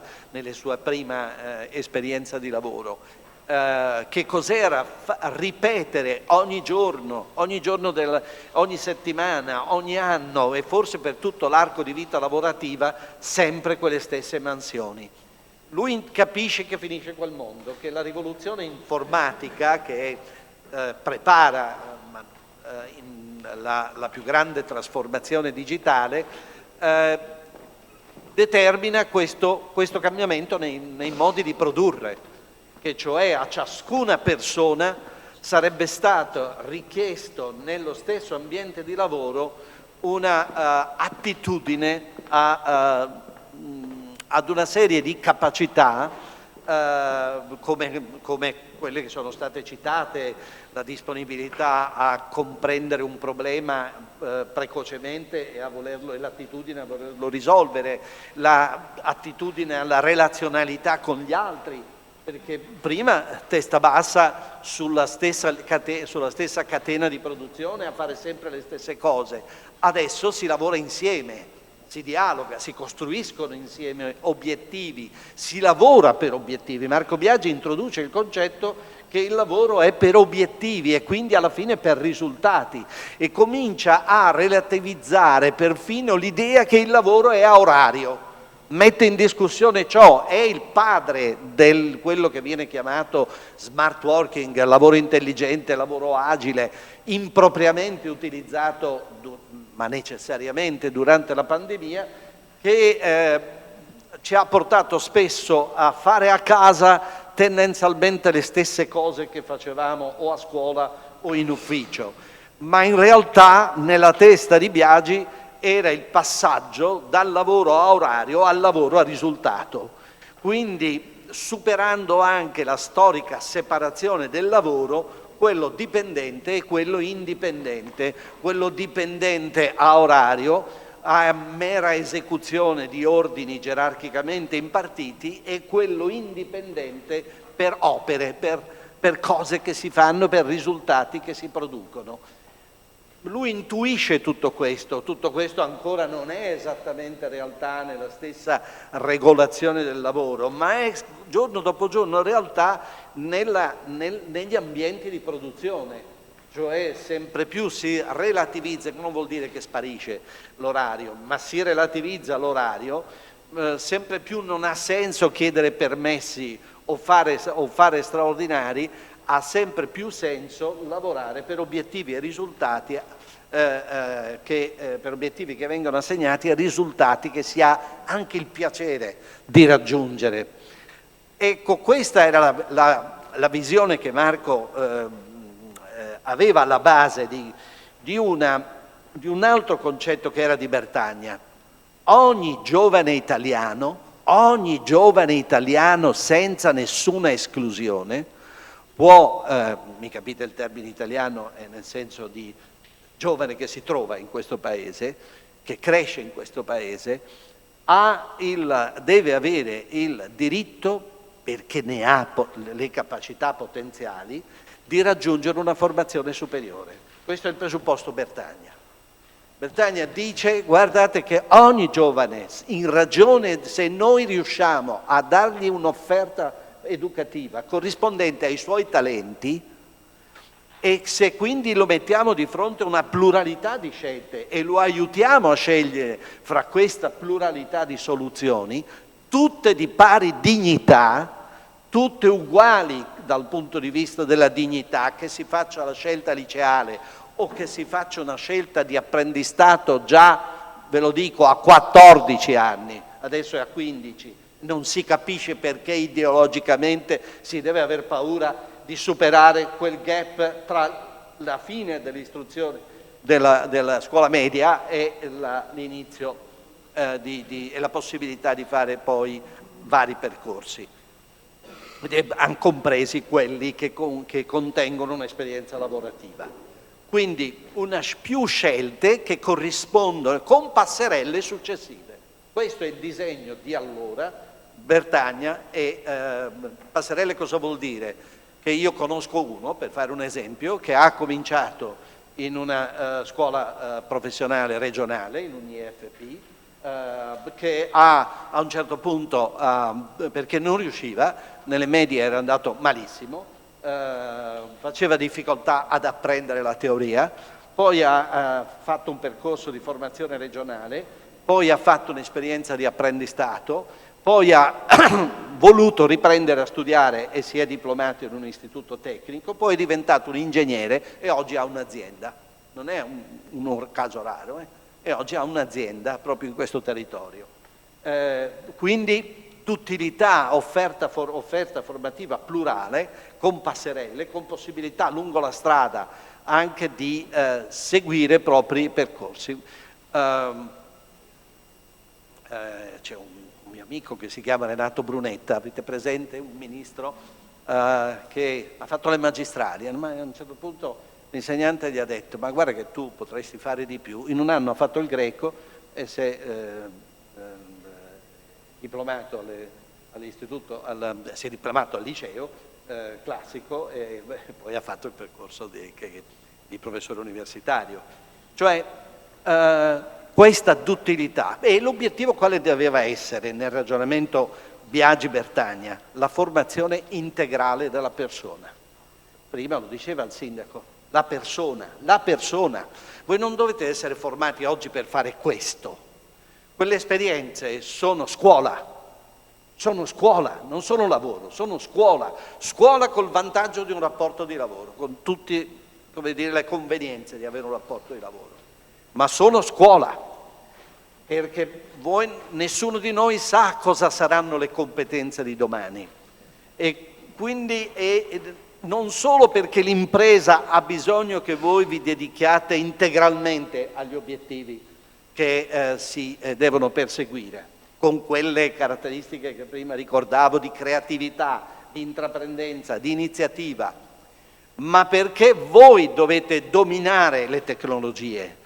Dovete fare in modo che le tecnologie servano all'uomo e non viceversa, ovviamente. E questo significa una formazione che diciamo integrale, anche morale, perché no? Anche morale. secondo principi della tradizione nazionale codificati nella Carta Costituzionale. E perché siate persone saper fare e saper essere. Questa è l'idea Biagi Bertagni, quella che mi hanno insegnato e di cui io sono stato un mero veicolo politico.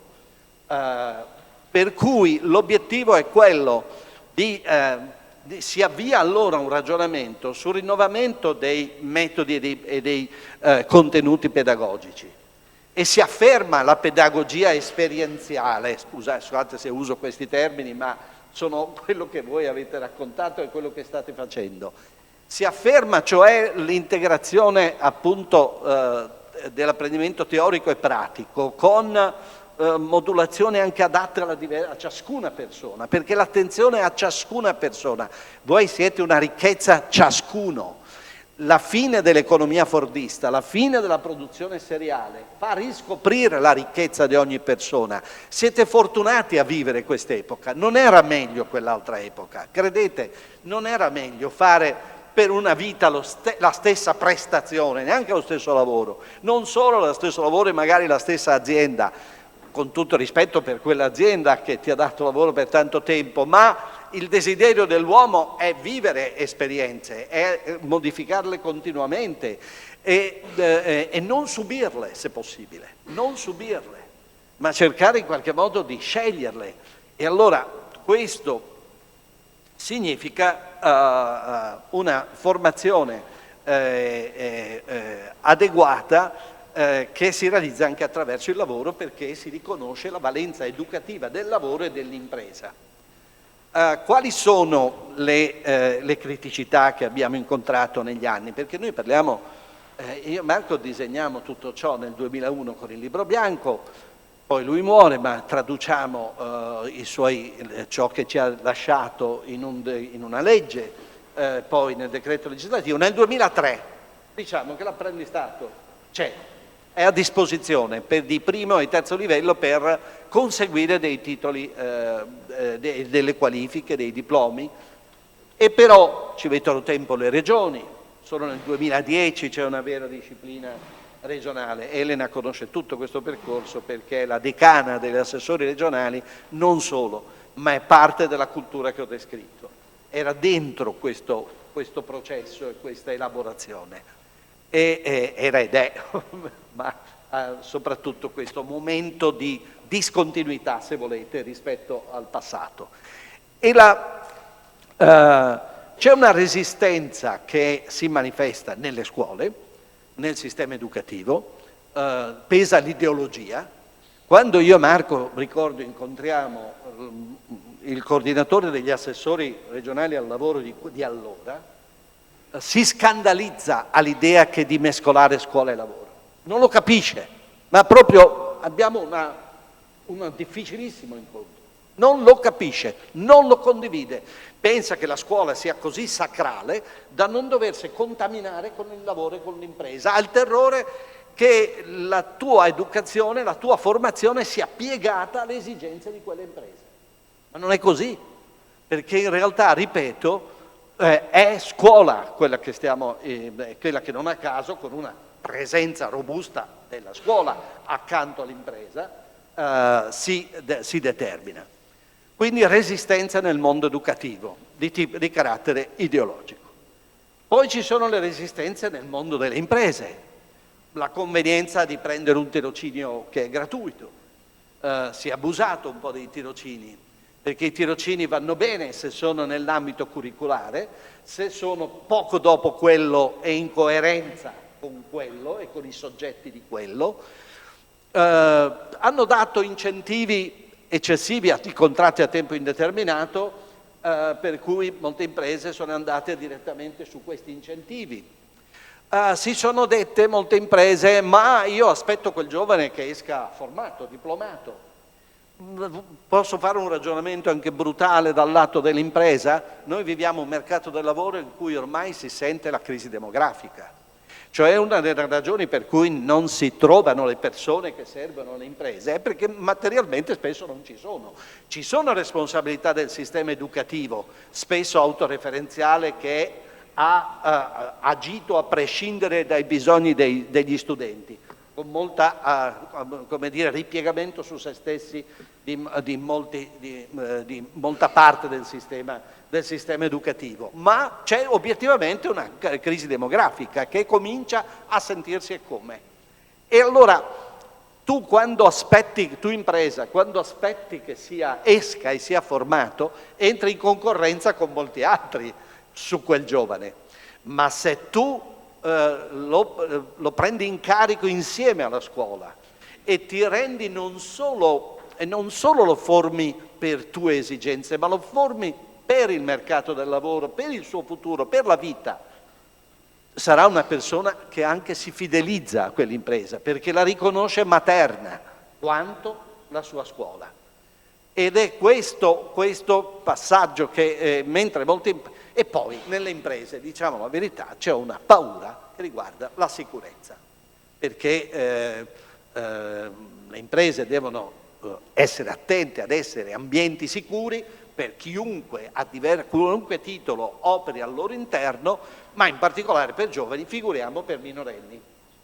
Allora noi stiamo parlando di esperienze che sono l'1% del totale, perché io metto nella base anche i licei, nella platea teorica, no?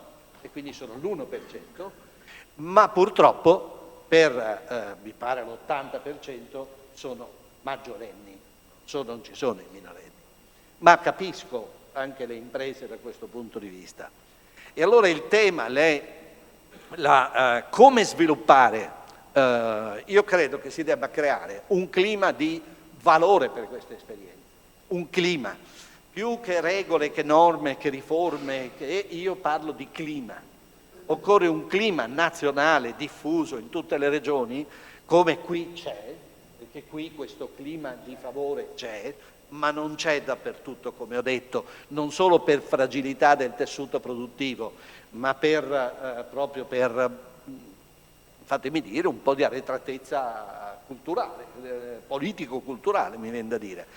E allora creare un clima di favore per le imprese, per le loro associazioni che a loro volta fanno un lavoro in questo senso. Si danno tanti bollini in giro per sciocchezze, si parla di corporate social responsibility, che è una stronzata, detta proprio nel senso teorico, quando è declinata retoricamente, vedendo nei bilanci dell'impresa tutto ciò che ovviamente ha una proiezione sociale, ci mancherebbe, ma il vero merito di un'impresa è fare una cosa in più rispetto a quella che la legge ti chiede, e quella cosa in più è darsi disponibile a essere luogo di formazione, e quell'impresa deve avere un riconoscimento pubblico. Trovate le formule, bollini, ma in questo caso meritati, per chi fa la cosa in più, come le imprese di cui abbiamo parlato oggi.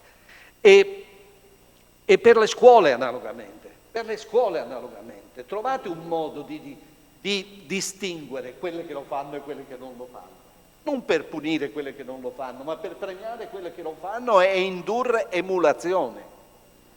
Per la salute e sicurezza, che è un tema vero e delicato, perché nella storia della sicurezza del lavoro il momento critico tipicamente è stato quando i contadini andarono in fabbrica, anni 60, avevamo il picco degli infortuni. E un'altra fase critica quando immigrati magari di recenti, senza adeguata formazione, sono entrati in produzione. Cioè persone più estranee, diciamo, a quella cultura della sicurezza.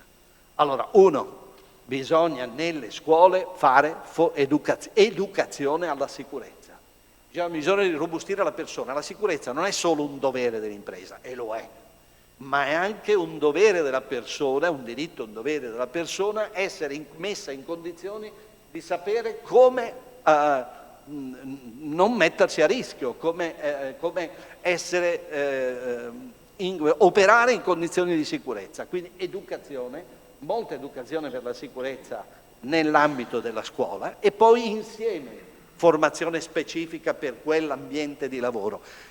Quello che cercherò di fare e cercheremo di fare a livello generale, io mi batto perché tutto l'approccio alla salute e sicurezza sia sostanzialista, non formalista, non fatto di carte e sanzionate, per cui io imprenditore tendo a preoccuparmi di quelle carte perché altrimenti ho la sanzione per la mancata carta, documento di valutazione del rischio per fare un esempio, ma piuttosto creare ambienti sicuri, buone pratiche, nuove tecnologie e premiare chi usa buone pratiche e ultime tecnologie che fanno più sicurezza e premiarli anche rendendo cedevoli molti adempimenti formali, quindi sostanza versus forma in alternativa alla forma. Ora, io ho suggerito più volte, e chissà che non riusciamo, c'è una cosina a livello europeo di questo genere, di costruire all'americana una coalizione di scopo. Una coalizione di scopo fra tra attori sociali, tra famiglie, perché no, in scuole, imprese, una coalizione di scopo per l'apprendistato. Perché abbiamo bisogno di creare un movimento di opinione e di fare pressione sulle istituzioni perché davvero l'apprendistato entri nel nostro costume quotidiano, perché vuol dire che la cultura del lavoro entra nella formazione della persona e allo stesso tempo l'impresa e il lavoro si aprono anche alla, come dire, alla formazione teorica. Noi siamo una meravigliosa società, noi lo siamo davvero una meravigliosa società. Abbiamo dei problemi con lo Stato, per cui io credo che lo Stato abbia il compito di capacitare la società, mai di sostituirla, di capacitarla. E spero che anche queste vostre esperienze, per le quali vi faccio davvero dei complimenti sinceri, non retorici, non formali, perché davvero siete una buona pratica che merita di essere diffusa, divulgata, perché sia imitata. Grazie ancora, vi ringrazio di ciò che fate.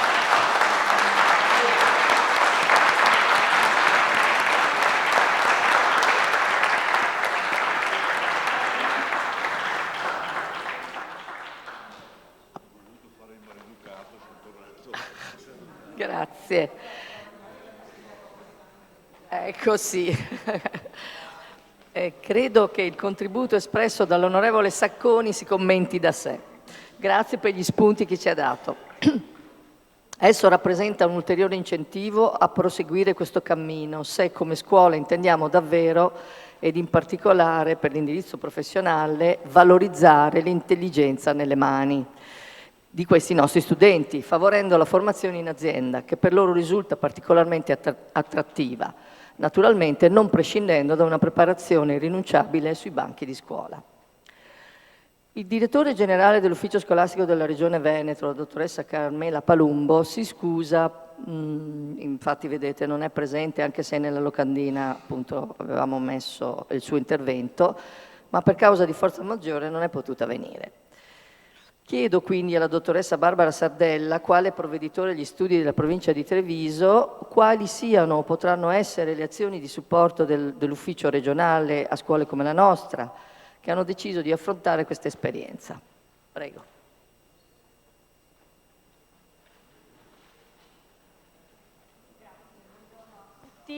Io porto i saluti del direttore generale, come dirigeva la dirigente Picchi, che purtroppo non è potuta essere presente per impegni sopravvenuti. Devo dire appunto dopo l'ampio excursus fatto dall'onorevole Sacconi, insomma tutto ciò che si può dire è ultroneo, anzi lo ringrazio appunto per averci dato un contributo anche appassionato, ecco, a quello che è il valore di questo progetto, ecco, che si tratta appunto che riguarda l'apprendistato. E infatti quello che ci siamo appunto chiesti tutti è come mai, nonostante una legislazione anche regionale, che devo dire che penso in Regione Veneto sia una delle più avanti, insomma pochissime regioni vantano anche una legislazione regionale in materia di apprendistato così evoluta come quella della Regione Veneto. Credo che siano 2 o 3 le regioni che hanno legiferato in merito.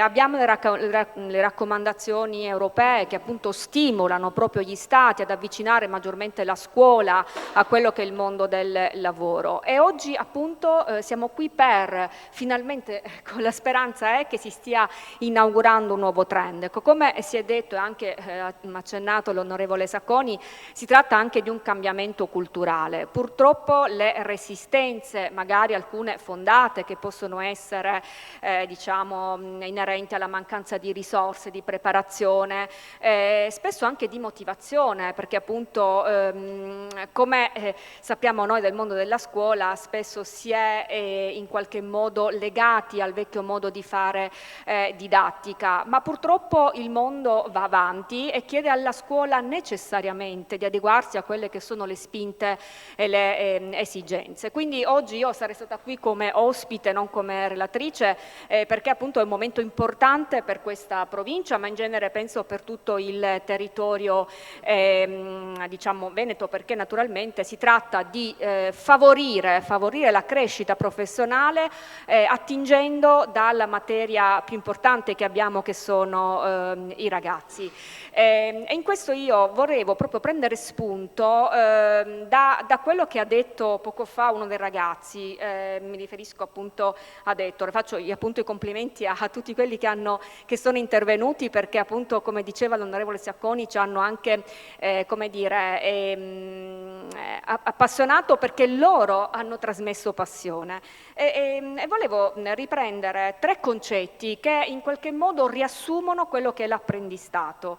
Ettore diceva: io ho capito che attraverso questa esperienza ho imparato da un lato ad apprendere, dall'altro ad applicare. È proprio quello di cui si parlava, cioè imparare facendo. Oggi parliamo di una scuola che deve trasmettere competenze, ma le competenze le acquisiamo facendo.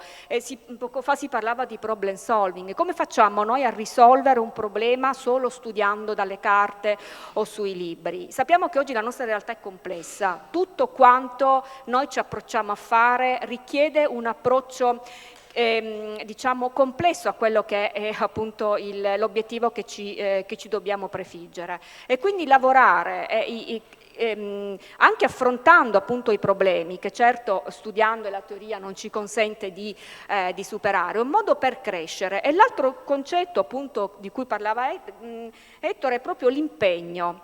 È vero, no? Insomma, i ragazzi sono chiamati ad impegnarsi a studiare, ma naturalmente l'impegno che viene chiesto in azienda è un impegno diverso. A ciascun lavoratore di un'azienda, che sia privata, pubblica, uno studio diciamo di un libro professionista, è normale che l'impegno mira a conseguire un obiettivo. Senza l'impegno non si raggiunge niente, e questo è un altro, a questo si aggiunge un altro che è stato appunto un'altra input che Ettore ci ha dato: la continua crescita. E qui subentra appunto l'apprendimento permanente. Cioè Ettore si è reso conto che entrare in azienda non vuol dire fermarsi alle conoscenze e alle competenze che si è acquisito, ma è normale che il mercato richiede sempre continue conoscenze, uno sviluppo continuo e un'implementazione continua di quello che si impara a fare. Quindi ecco, devo dire che grazie anche alla loro testimonianza, e in questo ringrazio la dottoressa Picchi, ma anche il mondo delle imprese, credo che sia ecco, un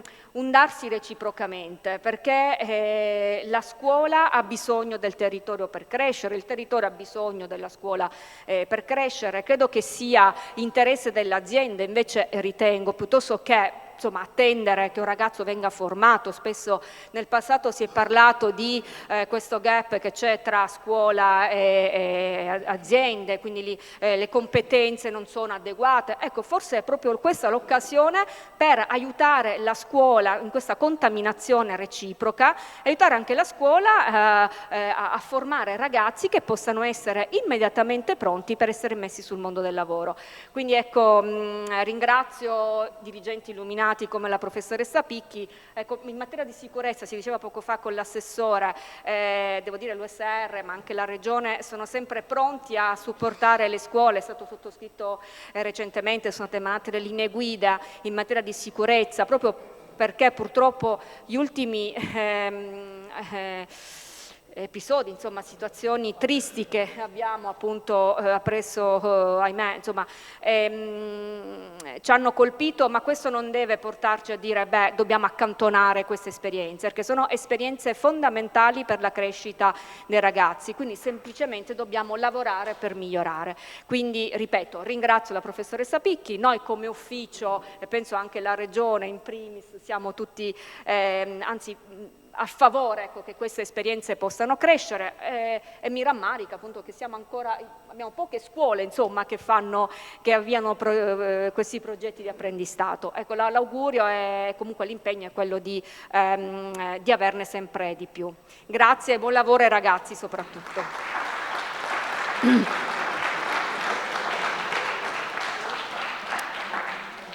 Grazie alla dottoressa Sardella. Io approfitto per ringraziare i professori, perché chiaramente sono loro poi quelli che devono portare avanti insieme a me chiaramente questo progetto, e ci stiamo lavorando comunque, cresceremo anche noi da questo punto di vista. Siamo giunti ora alla fase finale di questa mattinata di formazione. Sarà certamente interessante capire da chi, come l'assessore regionale Elena Donazzan, vanta in questa materia un'esperienza di lungo corso. L'assessore Donazzan ha infatti sempre garantito massima attenzione all'apprendistato duale ed in generale una importante collaborazione con il mondo scuola per una inclusione sostenibile dei giovani nel mercato del lavoro. Assessore, a lei la parola. Grazie.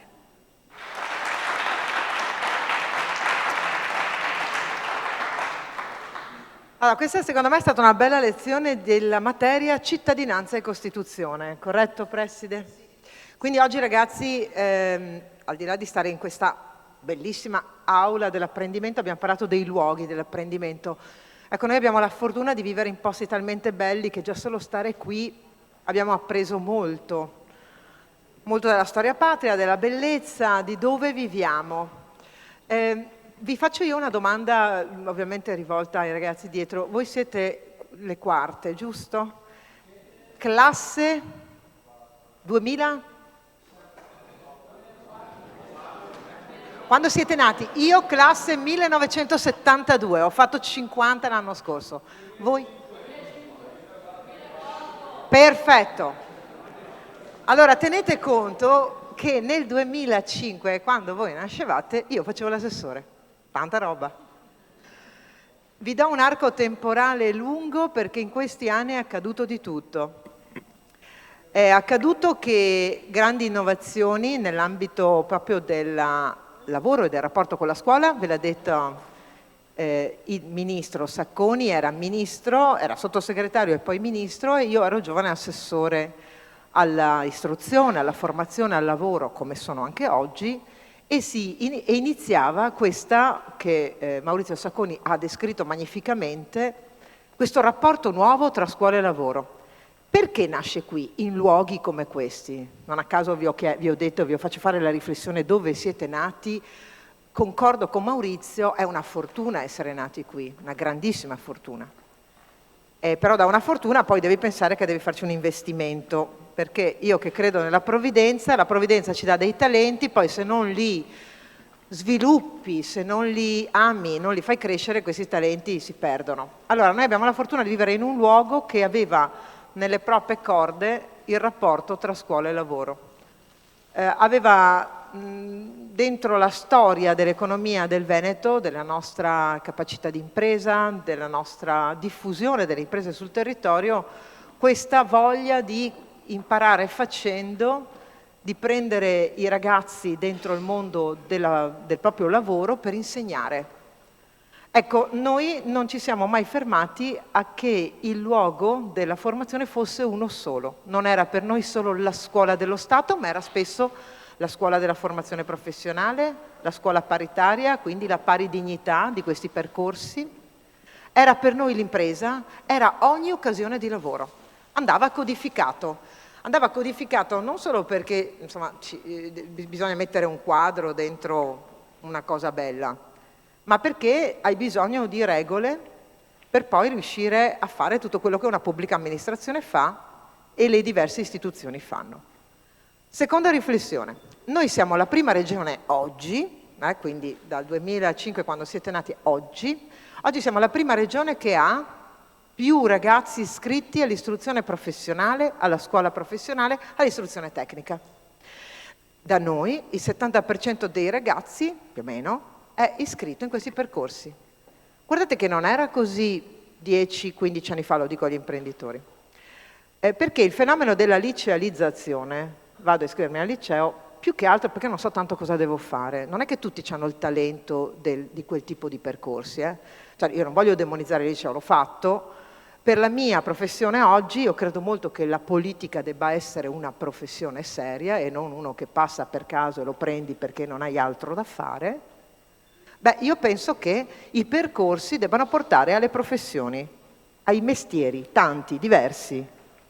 E in questo, in un contesto come il Veneto, fatto di piccole e medie imprese, di imprese molto internazionalizzate, di grandi imprese che sono parte della filiera produttiva, noi avevamo bisogno di formazione professionale, formazione tecnica. E com'è andato? Come mai siamo riusciti a fare questo? Perché quel messaggio che doveva essere dato insieme, per far passare un messaggio lo devi dare insieme, non può darlo solo l'assessore o solo il presidente degli artigiani o solo il presidente degli industriali, ma insieme abbiamo detto: signori, tutti veneti, famiglie venete, ragazzi veneti, guardate che le nostre scuole della formazione professionale e dell'istruzione tecnica portano a una ottima occasione di vita, perché per me il lavoro è vita. Non sono cose distinte. Un modo per realizzarsi è avere la fortuna, la bellezza di una formazione che ti porta al lavoro che vorresti fare e tanta formazione per fare sì di poter scegliere. Ecco, questi percorsi hanno portato a questa crescita. Oggi quindi la seconda cosa come primato è che quando noi parliamo di rapporto tra scuola e lavoro e quando parliamo di rapporto tra imprese che parlano con le nostre scuole, nell'ambito proprio del convegno di oggi, quindi del sistema duale, che ormai avete ben compreso e capito e che si declina per me certamente strettamente della parte normativa, delle ore, del rapporto tra scuola e lavoro, ma che è anche più ampio, una forma culturale di approccio. Io insieme al sistema duale così codificato ringrazio le imprese che sono state qui e mi fa piacere che lei abbia portato i 3 tutor, perché insomma è una valorizzazione per loro, per il ruolo che hanno sociale, non solo dentro la sua d'impresa, al professore straordinario che riesce a ricodificare dei percorsi che ovviamente la scuola ha molto, molto chiari, di un programma che deve essere svolto, ma che poi diventano un modo per camminare insieme ad avere il medesimo linguaggio dentro il mondo dell'impresa, dentro il mondo della scuola, nei ragazzi. Ecco, il secondo dato interessante è che la regione del Veneto, insieme alla Lombardia, ma la Lombardia è, ragazzi, è il doppio di noi, cioè noi siamo un po' meno di 5 milioni di abitanti Veneto, la Lombardia ne ha 11, però loro sono la prima regione per numero di apprendistato di primo livello sistema duale, noi siamo la seconda regione, ma in termini di percentuale uguale, quindi noi bravi quanto loro. Perché è il contesto che fa la differenza. Allora, 3 cose mi porto a casa oggi. La prima è che questo contesto va fecondato sempre di più. Dalla sensibilità di docenti illuminati, imprenditori illuminati, presidi illuminati, dobbiamo provare a contaminare, il termine che ha usato Maurizio Sacconi prima, dobbiamo contaminarci di più, far passare di più questo messaggio. Ragazzi, voi siete i nostri testimoni, Cioè non mi vedrete mai prendere personaggi che viaggiano su Facebook a dire stupidaggini, sciocchezze. Mi piacerebbe che foste voi i miei testimonial. Voglio dire, quando sento a parlare, ho lasciato gli occhiali di là, un disastro. Chi era? Gara nel primo? Sì. Aiuto, soccorso della preside. È l'età, ragazzi. Poi Ettore e poi Davide, ma io vi chiedo, fate post su Facebook delle vostre esperienze. Ah, Daniel, grazie, sono anche sorda oltre che cieca. Daniel, io le chiedo di fare post su Facebook di questi contenuti. Cioè quello che avete scritto nel vostro diario di bordo, dovrebbe diventare il contenuto dei vostri messaggi social anche, cioè mentre raccontate che siete andati a mangiare la pizza con i vostri amici o vi piace una data canzone, ma raccontare che nell'azienda avete fatto questo e che quanto vi siete, insomma, stati bene dentro quell'azienda. Daniel diceva che c'era tranquillità nell'azienda, vero? Ho detto giusto? Beh, dire che in un'azienda c'è tranquillità, bravi, che bello! Ma si può codificare questo e voi dovete aiutarci a far sì che i vostri colleghi siano studenti e le loro famiglie chiedano questo. Lo sforzo della Regione è totale.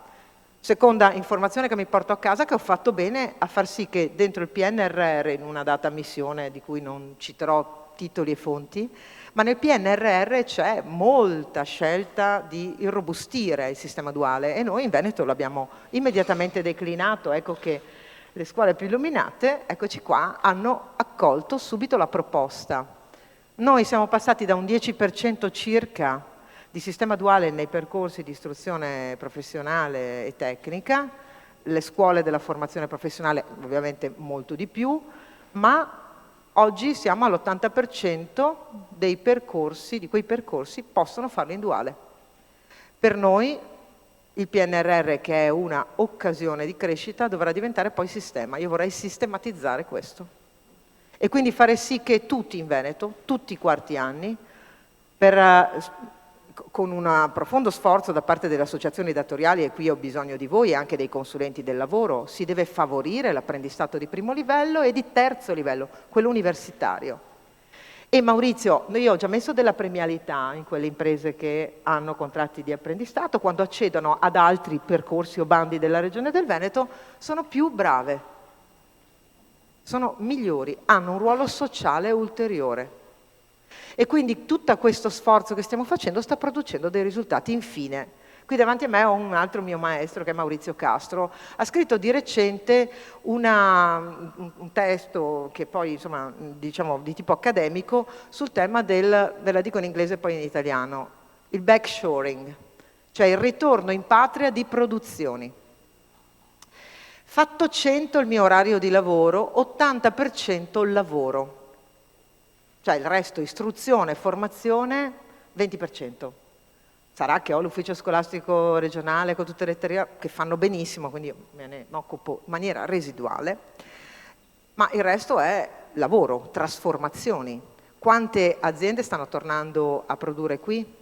Quanti problemi abbiamo rispetto ad alcune leggi folli che addirittura misurano il chilometraggio per darti un certificato verde e il nostro sistema dell'automotive rischia di saltare in aria. Ma che cosa serve? Che cosa ho imparato io oggi rispetto a ieri venendo qui? È che sono ancora più convinta che è il capitale umano che fa la differenza.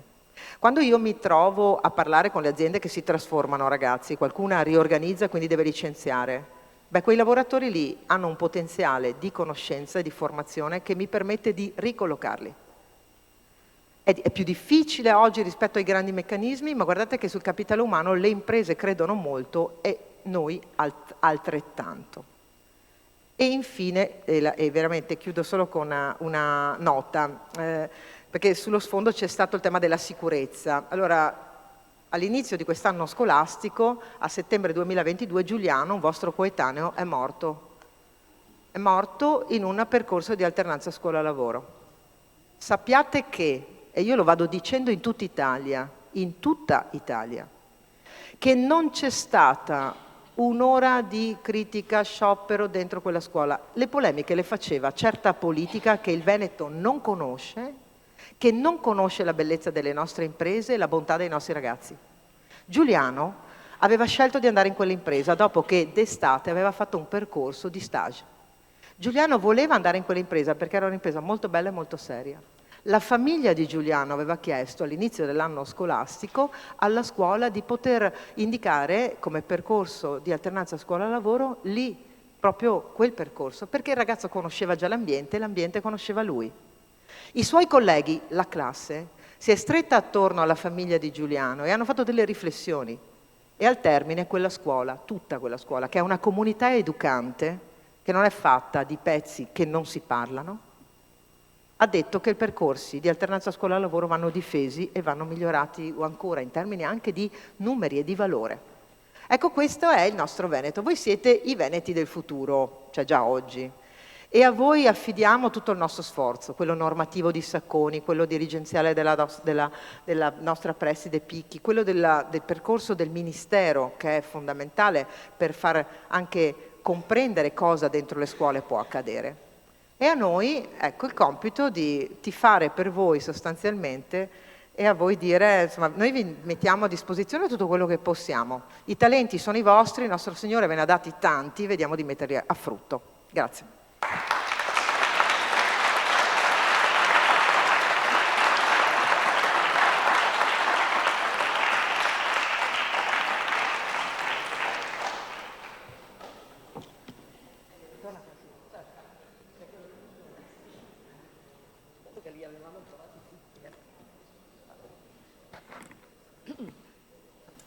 Siamo giunti ora alla fase finale della mattinata, quindi alle conclusioni. Ringrazio l'assessore Donazzan per le sue considerazioni che costituiscono per noi un'ulteriore prova che siamo sulla buona strada. Prima di salutare voi tutti, consentitemi di chiedere un applauso per questi nostri studenti, di nuovo, grazie.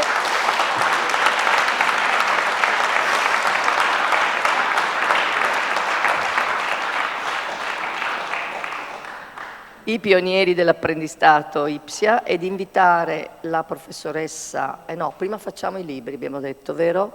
Allora, noi vorremmo omaggiare i relatori e anche alcuni degli altri relatori che sono seduti in prima fila di un libro che è la storia dell'Ipsia, perché questo è un Ipsia che ha 100 anni praticamente. E quindi, ecco, adesso distribuiamo i libri. Quindi prima ai relatori, grazie. Nel frattempo approfitto per ringraziare tutti coloro che hanno permesso questo convegno, quindi Confartigianato, Banca Prealpi, il nostro assistente tecnico, la professoressa Pagotto che mi ha aiutato moltissimo, insomma, i professori che sono qui, che hanno partecipato, ecco, che hanno partecipato, diciamo, a come organizzare questo convegno. Approfittiamo adesso anche, diamo un omaggio floreale alle nostre due relatrici. Scusate la voce, ma sembra che si faccia apposta. Ecco. Adesso, qua. Sì.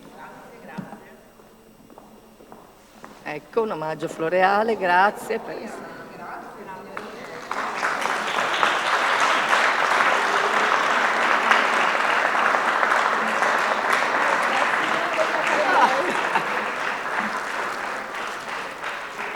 Bene, vedete, pensano anche a me.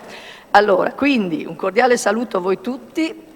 E alla prossima, perché noi abbiamo intenzione di fare un bis l'anno prossimo. Sì, certo, vediamo com'è andata, assolutamente, grazie.